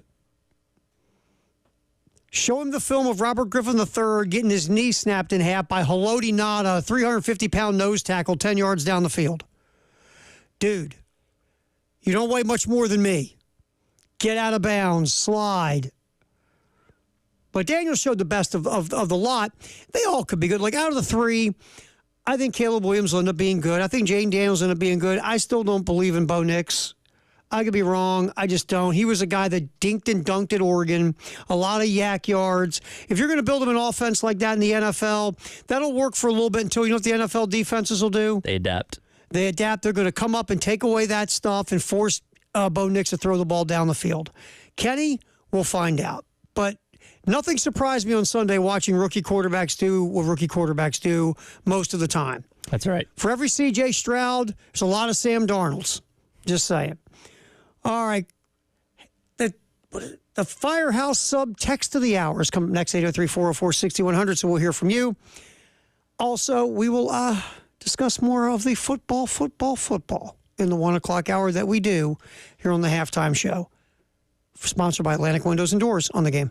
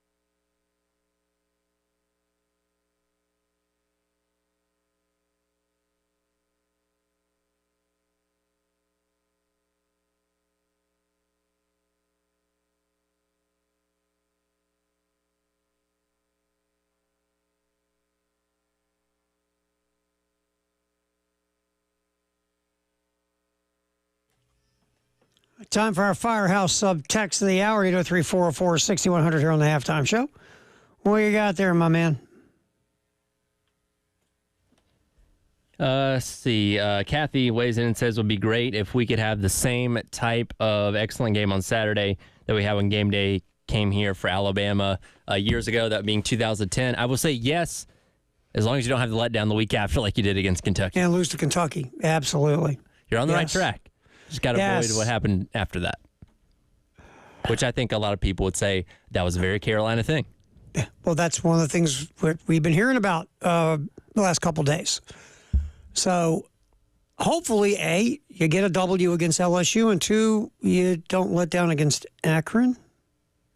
But you shouldn't. No, not at all. Not at all. As we do football in the 1 o'clock hour, sponsored by Atlantic Windows and Doors. NFL TV ratings. What do you think, Tyler? Pretty good. 21 million viewers per game average during the league's opening weekend. Most watched week 1 on record. It never fails. The NBA, MLB, all these other sports, our ratings aren't, they're going down here. We need to do this, need to do that. The NFL just continues to be a machine that has no signs of slowing down. No, it's unreal. And I think people now, it feels like this just sports watching in general, it's the only thing today that we don't binge watch. We don't stream it. We don't DVR it. I mean, some people will DVR a game and watch it, but It's not the same. it's not the same. You do that when you absolutely have to. Mm-hmm. You don't like, you know what? I'm just going to hang around the house on Saturday. I'll turn on the game later. Let me DVR it. I'll watch tonight. Like, no, if the game's happening, you're watching it. Live sports are what's keeping cable TV going right now. Cable TV and network TV would be dead if it wasn't for live sports, which is, again, why you're seeing all this money in the billions being given to the NFL or different conferences in college football. And even when you say, even if you looked at because again, baseball ratings, NBA ratings, NHL ratings combined probably don't go to the NFL on a per game basis. They pale in comparison. But they're still getting ginormous TV deals. Oh. Why? Live sports. Yeah. Well, and a crappy Thursday night football game is going to outdo the NBA Finals. How many times do we do this? Thursday night game. That game's going to stink. That game's going to. That's awful. It's terrible. Are you going to watch it? Of course. Yeah. Is I'll it, watch it. Who is it? Is it Giants and is it Panthers playing in Germany here in a couple weeks? You know what we're going to do? We're going to watch it. And it's going to be awful. Yeah, it's going to be terrible. It's going to be so bad. They should give the Panthers and Giants a point if they complete a pass. It's just going to be awful. NBC had the most watched game where the defending Super Bowl champion Kansas City Chiefs beat the Ravens 27-20, 29.2 million viewers. Man. And by the way, that was a hell of a football game. That came right down to a toe at the end. So again, when you got that many eyeballs and the game's compelling and exciting and you didn't know what was going to happen till the very end, and then you have an ending like that, you know what they're going to do? Keep watching. So it is dummy proof. It really is. It really is dummy proof. And look, the NFL has done their fair share of things that have upset people, shot themselves in the foot, made themselves look stupid. Roger Goodell's made himself look dumb on more than one occasion. But you know what we do the next Sunday? We turn it right back on. And you know what's interesting? We as fans don't particularly like the suits in the NFL. We don't like the things the NFL does. We can't stand them. We from on Tuesday, Wednesday, Friday, Saturday, until late in the year. On those days of the week, we hate things about the NFL. Of course. We hate the commissioner. We hate the fact they're all greedy. The only thing they do is about money. They don't care about player safety. They'd move a team out of your town and rip your heart out in a second and don't even care about you. We don't particularly like them, but you know what we like? Football. Yep. And you know what they know that we like? Yes. It's football. Hey, they know we're an addict. They just keep sprinkling it. Have us come after it. They know. It's like, is that the guy that punched me in the face again? Yeah. Look what I got. Look what I got for you, buddy. Well, Come here, buddy. All right. I'm not Come falling here. for it this time. No, I'm not trying to, buddy. Come here. Come here. That's what happens. It's so interesting that there are so many things off the field about this league that are so unlikable. We don't care. As soon as it kicks off, nobody cares. It's an interesting phenomenon, isn't it? It really is. And in a similar way, to wrap up this hour here, college football, we spent the entire offseason like, the system's broken, this is a mess, that's a mess. As soon as the game kicks off, none of that matters anymore. Hate that transfer portal. Don't want those kids to get paid. This isn't what it used to be. I can't stand this. What time's the game on? Wait, you say Game Day is coming to town this weekend? I'm in. I'm in. Football has got us, man. It just does. It's a hilarious phenomenon in this country in 2024. All right, that's football. We do an hour of just football talk, Tyler. It got us too. And our buddies at Atlantic Windows and Doors. We'll come back with Trending at 2, sponsored by Gamecock Traditions and Traditions Fine Jewelry, right here on the Halftime Show in the Game.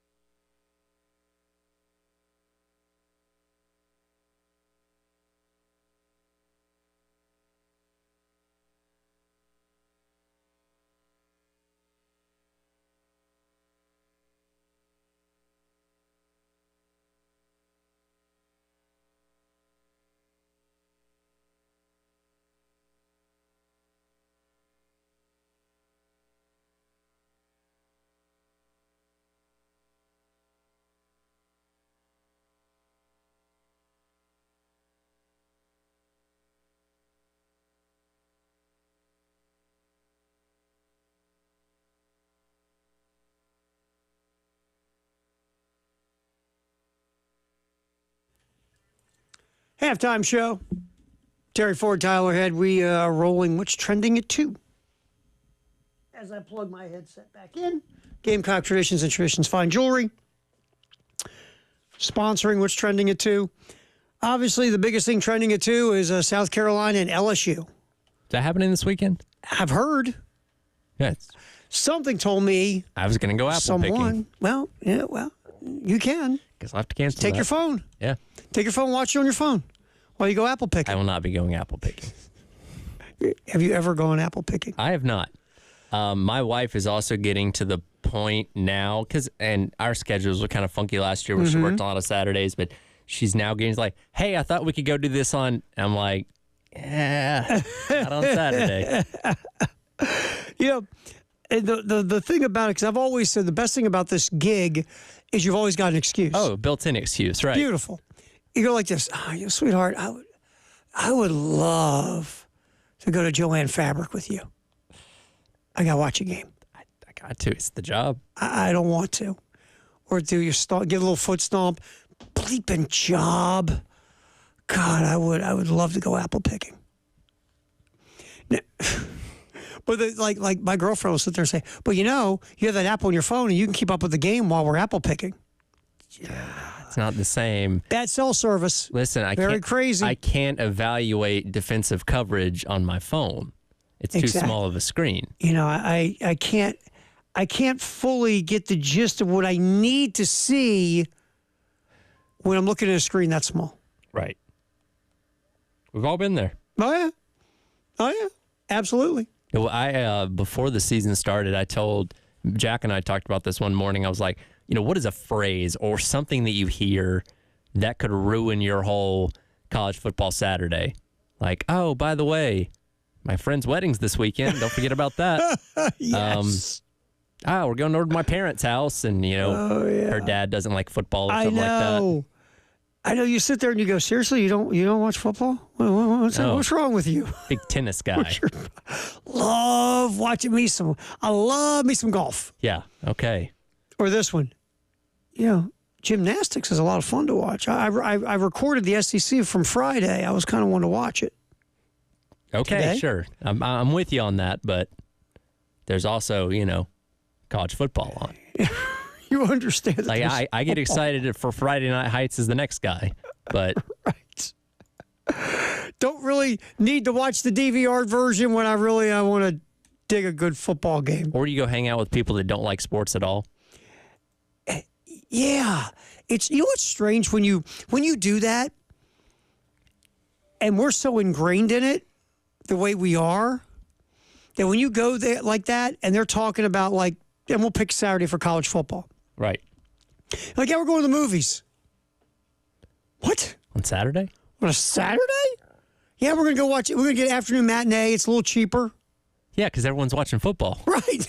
Exactly. No one's there. It's like, I'm the reason why it's so cheap. And they're so oblivious of any of it. Or you'll get this question. This is when I was working in Baltimore, for an example. Hey, has football season started yet? Ugh. Huh? What? So at my previous radio station, I had a buddy that I worked with named Logan, and he had a brother that lives out in Utah. Mm-hmm. And his brother is not a sports fan at all. His brother doesn't know the difference between Alabama and the Kansas City Chiefs, right?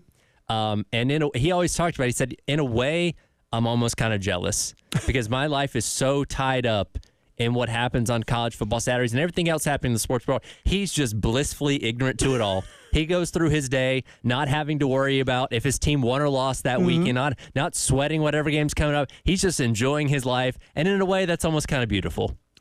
It is kind of it's kind of like Forrest Gumping your way through life. Exactly. You don't know what you're missing out on, so you don't know that you're missing it. Yeah. I had someone here in Columbia. I was somewhere and I knew the person kind of whatever. And they said, hey, by the way, Gamecocks win last Saturday? And I was like, yeah. Yeah, I haven't been paying attention. Wow. That's impressive. That's one way to live your life. That's impressive. But yeah, we just live in it. It's funny when you get out of our bubble and you get and you move outside the bubble and you're like, wow. I have it's like a FOMO, right? Like if you're not in front of a TV on Saturday, when we're leaving games and I'm sitting in traffic to go home, I'm like, what am I missing? What is happening right now between Nebraska and Iowa that I need to be seeing? Think about that sentence. I know. It's kind of sad. Well, like if you fall asleep like early, Sure. and then you wake up the next morning, what's the first thing you're doing? Oh, what'd I miss? What I miss? Yeah. Well, I'd like the Oregon Boise State game went to like 2 a.m. on Sunday. I finally had to tap out near the end of the game. First I thing I had to did, tap woke up, out. was like, did Boise State win? Same here. No, I'm they not didn't. gonna lie to you. I did the same thing. I woke up once I stumbled around and got the fog out. I was like, "Who won that Boise State Oregon game?" I didn't want to go to sleep. Well, because I'm like, It was so good. making this interesting. It was so good, and I'm like, I gotta go to sleep because my eyes were like 3/4 of the way shut at that point, and I'm like, I gotta go to sleep. It's to the point where you're watching the game and you're almost like dreaming of things that are happening in the game. You're not sure if those things actually happen or not. Like, wasn't it cool when that offensive lineman ran for 70 yards? That didn't happen. Threw that pass to himself. That was awesome. Yeah, we're sick. We have a sickness. That's really what it is. We have a sickness. There's no doubt. All right. Obviously, South Carolina, LSU this Saturday. We get everything rolling. Gamecocks game day, sponsored by LexMed Ortho. We will be at the party lot of Sound and Images, 7 a.m. Kickoff is noon. Game day will be in Gamecock Village. We're the game day before game day. Yeah, we're the game day. We're the appetizer before game day. So we'll be rolling at 7 a.m. on Saturday. We heard some Lenora Sellers.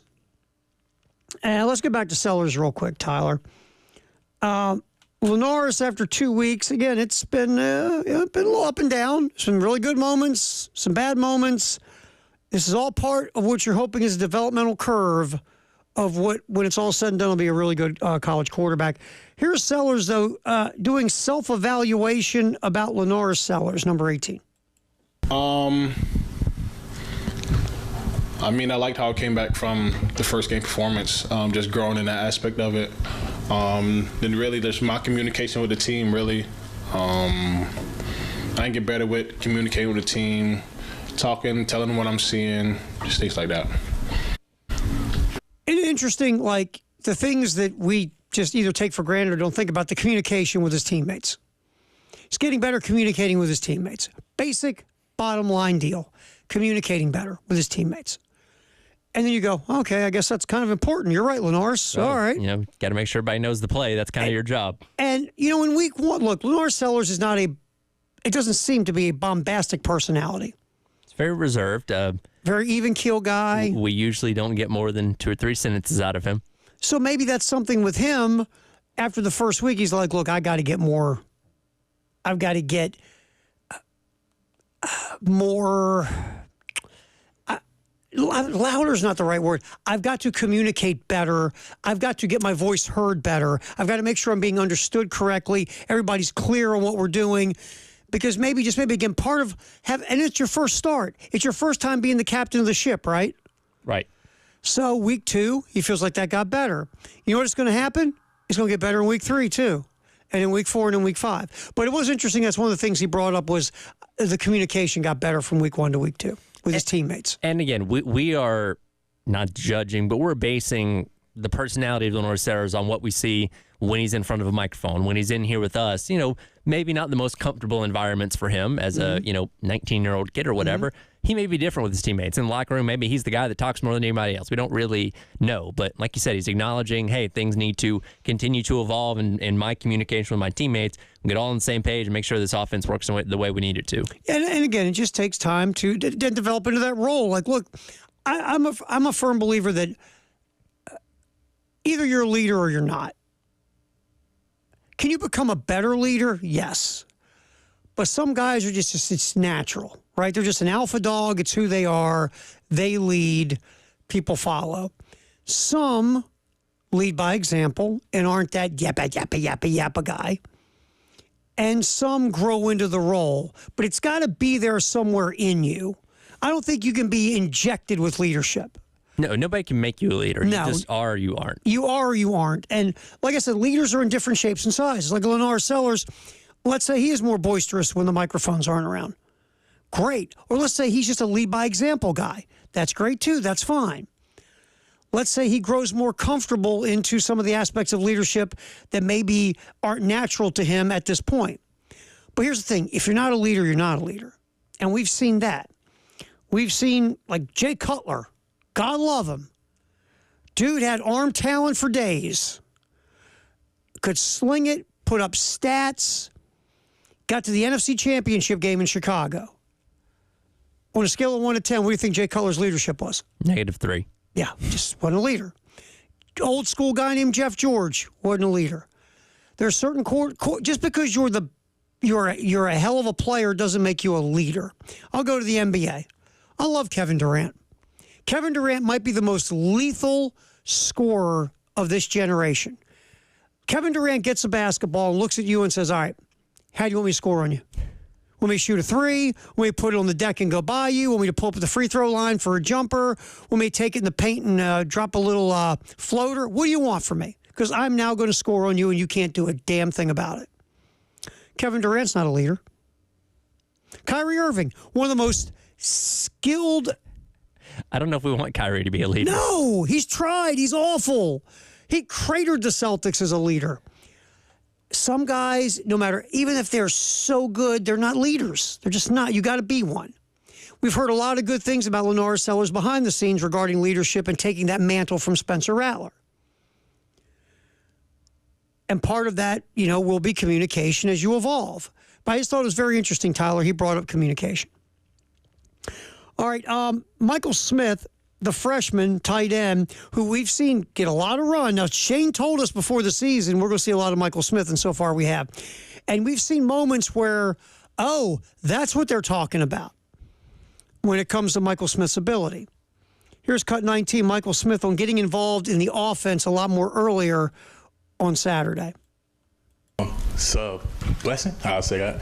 But no, that's basically what I work for. So, it's been exciting.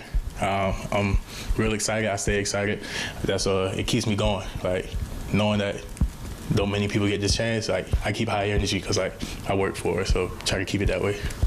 So he's excited about getting involved in the offense early. He has gotten the ball. Remember, he got that first pass in the Old Dominion game. It was -3 yards. It was a little clunky, but he got the first ball thrown to him by Lenore Sellers. But you can see what all the hype was. I mean, physically, he does not look like a freshman. Dude's a monster out there. And getting involved in the pass game, being involved in the blocking game, and yes, that's still a work in progress, as it is for all the guys at the skill spots for the South Carolina offense. But his ceiling and upside as time goes along is very, very high. And you see what the hype is about around him. There was a SEC Network had an SEC Insider where they're going to the different programs while they're practicing and some behind-the-scenes stuff.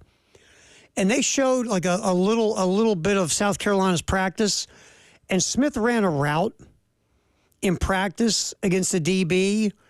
They're still trying to find the DB's ankles as Smith caught the ball in the end zone. It is honestly there with this guy. He just has to develop and grow and get experience and get reps.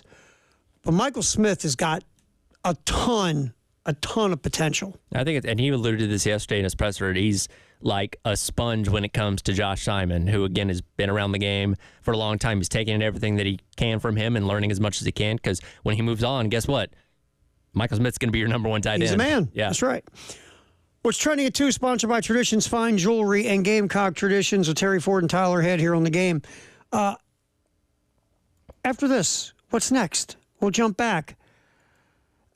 We didn't really get into this, but Tyreek Hill is now talking about what he'd like to see be done about his incident on Sunday. We'll get into that next. Halftime show. Terry Ford, Tyler Head hanging on the game.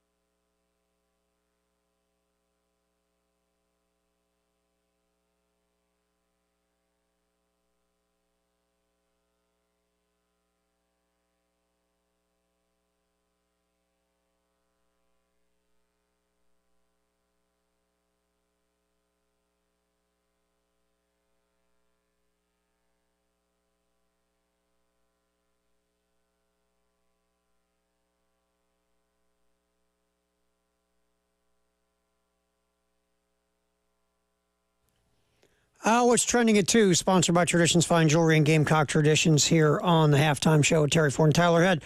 All right, as we continue, what's trending at 2, obviously we all saw what happened on Sunday with Tyreek Hill and the Miami-Dade police force. It was not a good look, obviously, for one or two of the police officers at the scene. Tyreek Hill... Look, here's the thing. Tyreek Hill, according to the reports, and you watched the footage, didn't want to roll down the window. He was slow to roll down the window, slow to, do what the officer asked him to do. And even Tyreek Hill said he could have handled this situation better. He said that today. Hill, he took responsibility for his behavior in that instance. And so Hill says, I could have handled that better. And look, I get if you're the police officer and you ask someone to roll down the window and they're not doing it, or they're trying to give you a hard time, that I understand. You then have to take another step. But to me, the other step is just let a guy, come out of the car and have him stand there and not, do what the one officer did to Hill, which was grab him and put him to the ground, and they start cuffing him, all those things. That, to me, all was avoidable. And it's not a good look for the Miami-Dade Police Department, especially to me, was that excessive force? Yeah. You didn't have to do all that.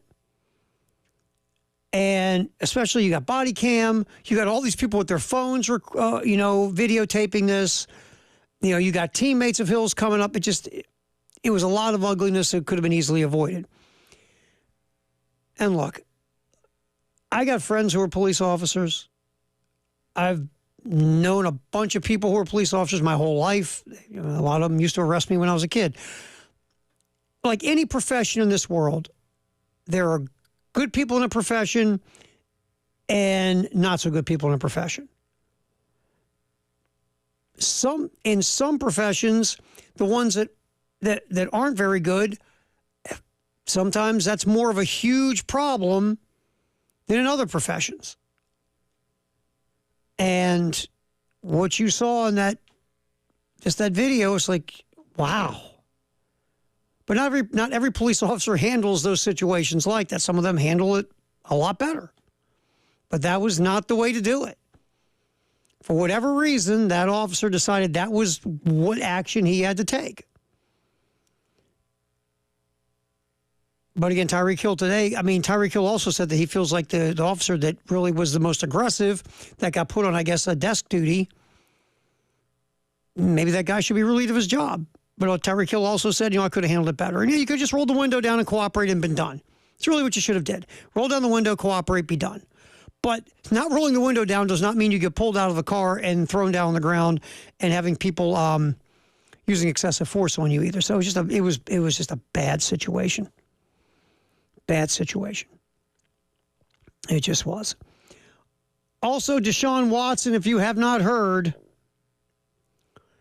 Watson's attorney released a statement denying the latest sexual assault allegation made against Watson in a lawsuit filed this week. Watson spoke to reporters later in the day, I believe, was it today? Watson said he learned of the suit exactly when everyone else found out, and that the statement is exactly how I'm feeling in regard to the accusation of sexual assault and battery and intentional infliction of emotional distress. Watson said that his current mindset is to keep his attention on being able to do my craft. And, of course, Watson is denying this. And first of all, that allegation is the most important thing to talk about because it's a crime. But now if we bring it back to sports, and obviously if Watson is guilty of this, he should, be punished. But the idea, if you're the Browns, again, you kind of work the system to get Watson and how you worked other, like caps and the cap and stuff. But here's another thing. Deshaun Watson as a Brown has been injured, has had off the field issues, and on the field has been god-awful. And oh, by the way, no player sucks up more cap space coming into this season than Deshaun Watson. And hey, Browns, this is what you wanted. You made the deal. You gave up all that draft capital that's helped rebuild the Texans. And what have you gotten in return? Not much. Matter of fact, you make the argument the Browns were better last year with 90-year-old Joe Flacco quarterbacking them than with Deshaun Watson. And Saturday and Sunday against Dallas, Watson was terrible. And the Browns, it's not like Watson's terrible because he has bad players around him on offense. Browns' offensive line is always good. They always have a running game. Wide receivers are solid to good. Tight ends solid to good. Your head coach runs a very quarterback-friendly offense. All the pieces are there for Deshaun Watson to be a good player. And he's awful. And I was talking to Elijah about it today. We were yipping about this. And Watson missed a lot of time. Missed a year. Does that have something to do with the fact that Watson is a tenth of the player he used to be? I don't know. Happened to Le'Veon Bell, too. Le'Veon Bell was in Pittsburgh, high-level running back, sat out a year, came back with the Jets and was a shell of his former self. Now, Bell, you can explain, okay, he had a lot of touches and took a lot of hits and absorbed a lot of punishment in Pittsburgh. But then he healed for a year, but came back and he was, Watson sat out a year. He's come back and he's bad. And by the way, they still owe him a lot of money. That's what I mean. They can't just get out of this. You got a quarterback who is really performed as one of the worst in the league. Now another off the field issue. He's been injured, and on the field he's terrible, and you can't do anything about it because you're in cap hell. By the way, I saw a clip on Twitter earlier on this week. I guess the Browns flagship station, their 6 a.m. show. First call they took was somebody comparing Baker Mayfield's stats to Deshaun Watson's, and dude's like, we can't have this conversation anymore. We can't control the trade. It happened. We're stuck with him. I don't know what to tell you. Right. And again, Baker Mayfield, he had, one good stretch in Cleveland, half a season, and besides that, he was nothing special. I mean, the Browns, there's a shirt they sell in Cleveland with a list of every Browns quarterback since the Browns came back. Oh, yeah, that uniform that has like 45 different quarterbacks on it. Yeah. There was a moment there with Mayfield where it's like, hey, we got something here. That stretch, it was like half of a season. Yeah, like what, 18, 19, somewhere around there? And Mayfield played really well. Everybody was giddy. And then the next season, it all went back in a crapper. It's like, you thought. Mm-hmm. Now, again, you made the playoffs last year with Flacco. That's what I mean. You can make an argument that the Browns were better last year with an aging over-the-hill Joe Flacco than they were with Deshaun Watson. They paid Flacco pennies compared to what they're paying Watson. He's got 10 kids. So they just paid him in diapers or something. I guess so. But, I mean, just the head-scratching thing about Watson, he went from being one of the best quarterbacks in the league to one of the worst quarterbacks in the league. Now, are these injuries more than what we think it is? Is he a shell of his former self because of the injury problems? I don't know. I just know this. He's bad. And now you got another off-the-field issue to deal with. Whew. Have fun. Yeah, well, thank God you just get rid of him with the salary cap. Oh, that's right. Oh, that's right. You can't. What's trending at 2, sponsored by Traditions Fine Jewelry and Gamecock Traditions. Saturday, 7 a.m., we get it going. Gamecocks game day from the party lot at Sound and Images, sponsored by LexMed Ortho. Getting you ready for a noon kickoff against LSU. You can also hear that right here on the game in Columbia and in Myrtle Beach. And tomorrow, by the way, 9 to noon, Gamecock Central taking over goal line framing in West Columbia with Tyler and Wes and Chris. Halftime show. It's the greatest day in the history of the world. We got to talk about it next here on the game.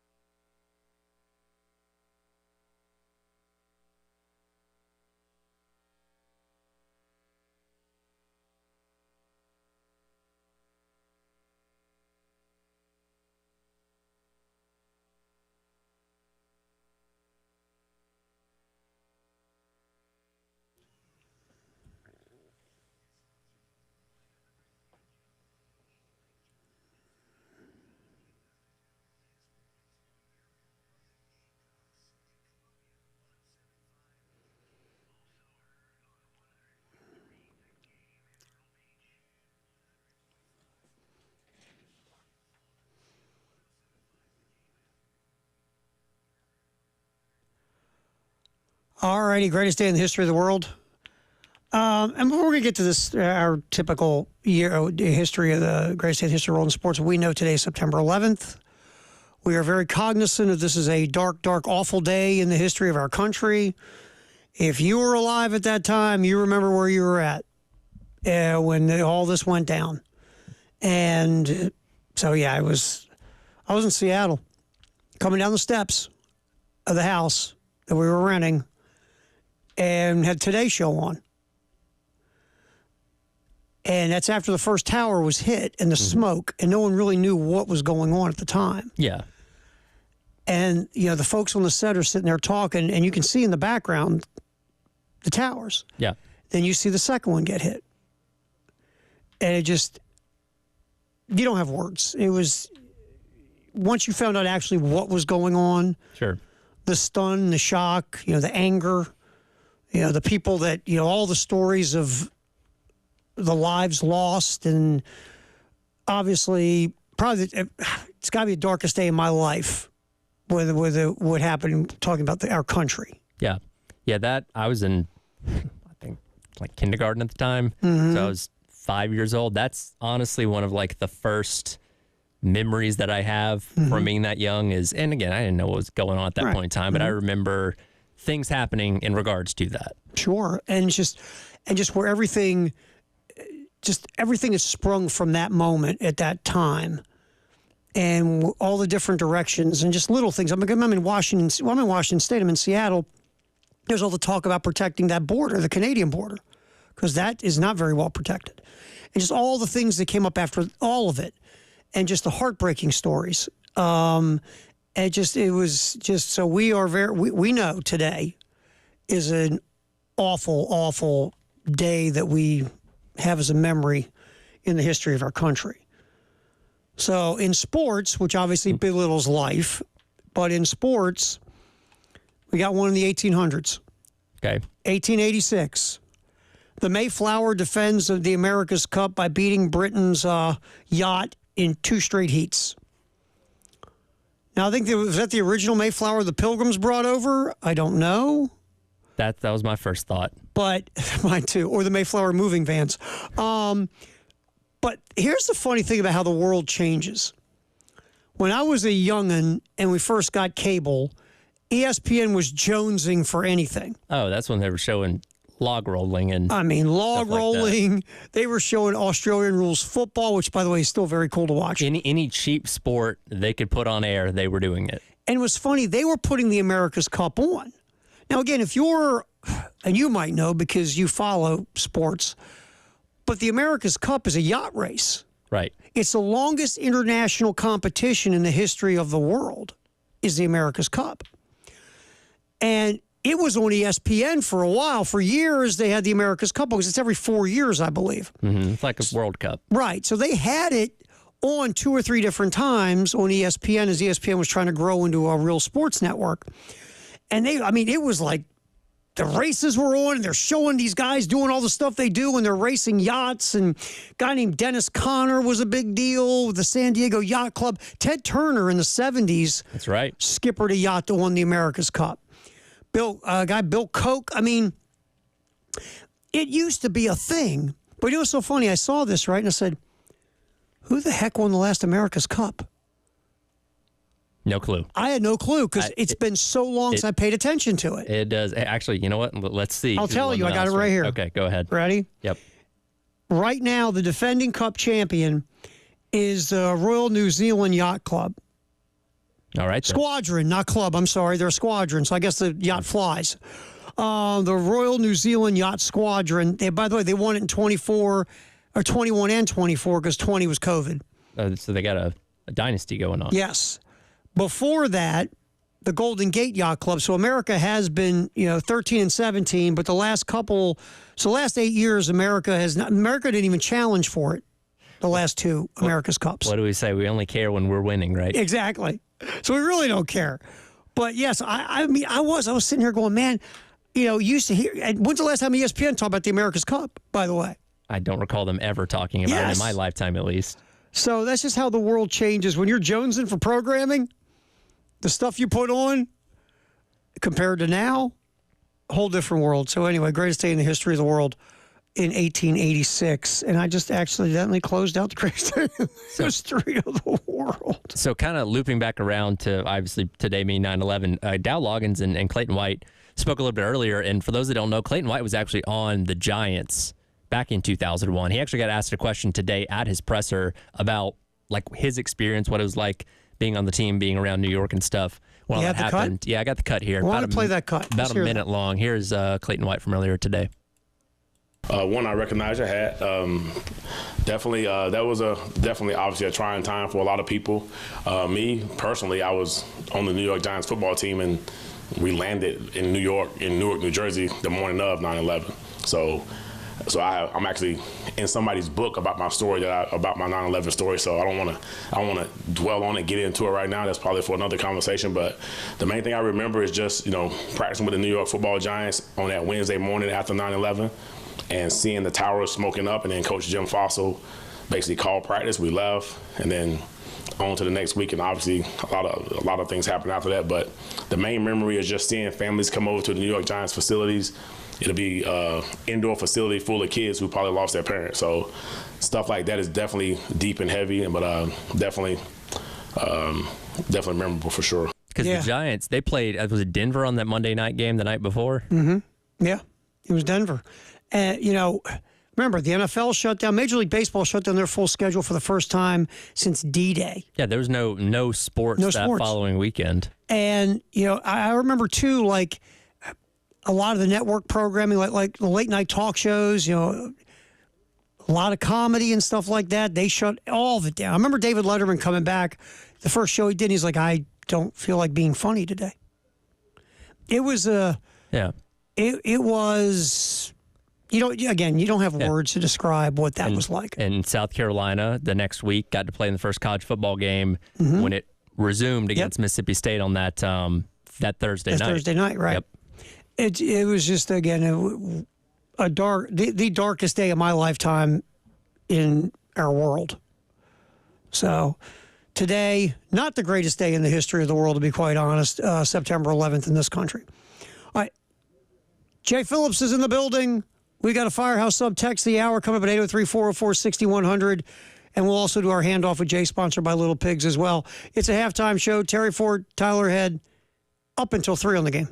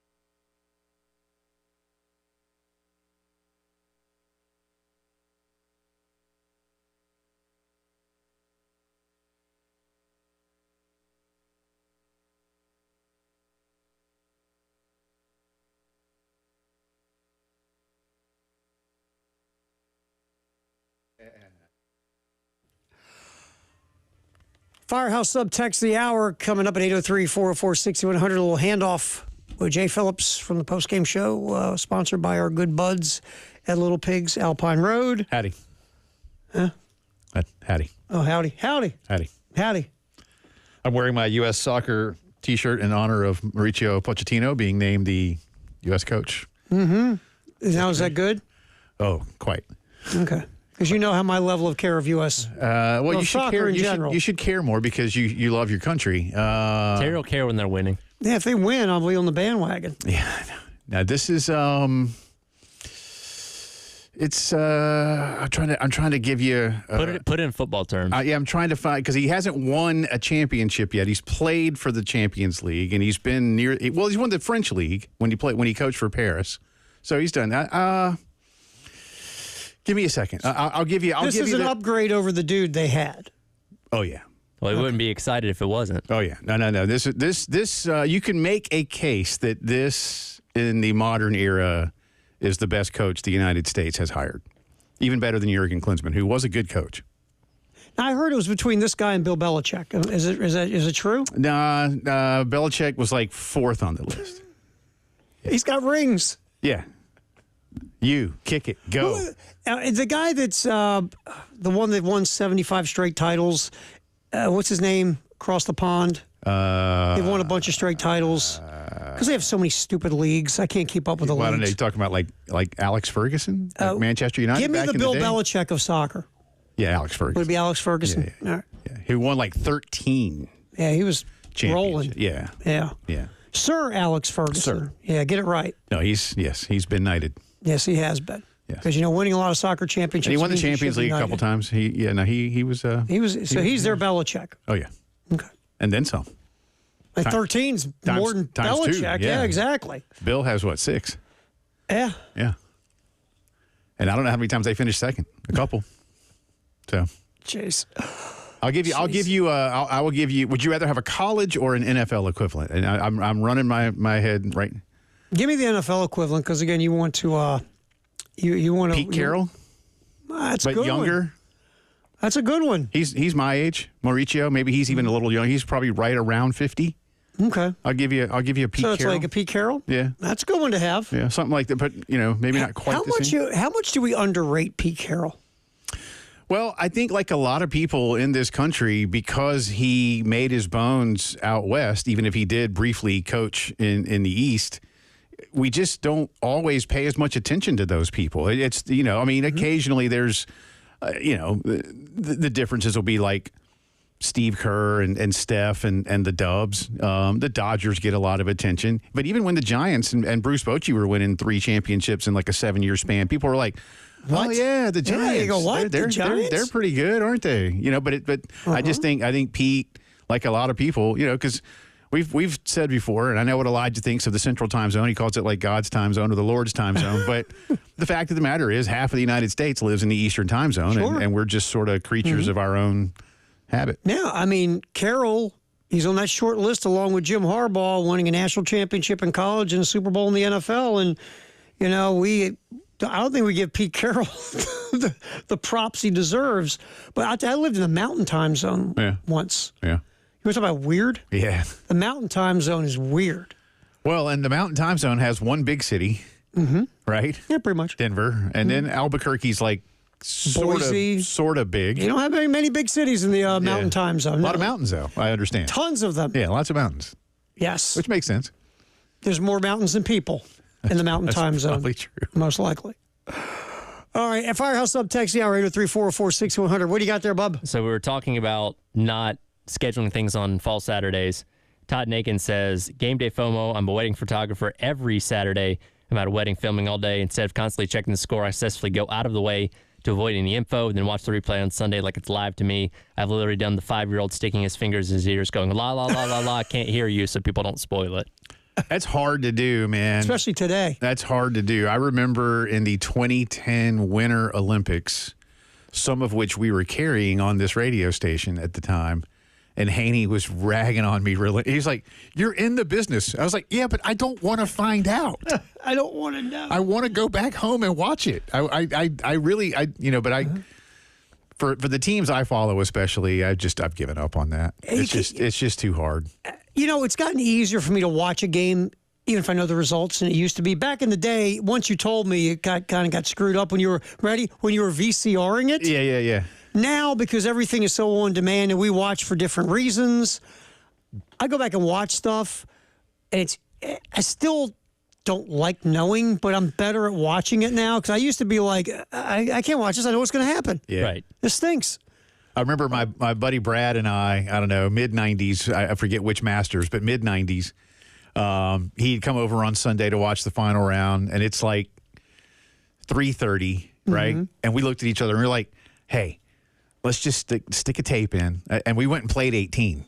And the guys in the clubhouse were watching, and we were like, y'all, here's what we're doing. They're like, hey, all right, that's pretty cool. So we didn't know. Oh, you didn't? So we played. So we Nice. we played a 4-hour round or whatever, and then so Sunday night we got back and hit play, and that was kind of fun. Well, and we had I can't remember. I wish I could. I can't. It wasn't like Tiger in. It was like 94. So I don't know who that was, but Well, the interesting part of it is today it's so much tougher, not just for somebody yapping, but your phone goes off with alerts. Yeah. And this is everything's scrolling here and there. If I have to watch a game on DVR later, I turn off all my notifications. I text specific people saying, hey, I'm not going to be able to watch this live. Do not tell me anything about this game. I go off the smart. grid for the That's entire smart. day until I see the conclusion of the event. Well, now, do you guys, like, for my favorite teams, for like Gamecocks, Braves, Broncos, Arsenal, not only do I get like the game alert, but every time someone scores in any for both score teams. alert. I have that for the Braves and the Falcons. For like with baseball, there's so many games. If you miss one, that's whatever. Like, I don't go out of my way to DVR a baseball game because there's 162 of them. Yeah, I don't DVR, but I just get anytime there's a score. Score notifications. Yeah. And like the kickoff. Now, do the Braves give the notification when the other team scores? Yeah. They do, yes. See, the Orioles didn't. Yeah. It's like, really? Yeah. Cool, because the other team scored so much, they'd be, Just get the score if there's a score. Yeah. So trying to spread some of those runs last night around other Braves games. Jay Lodge, next post-game show. Nice job, Tyler.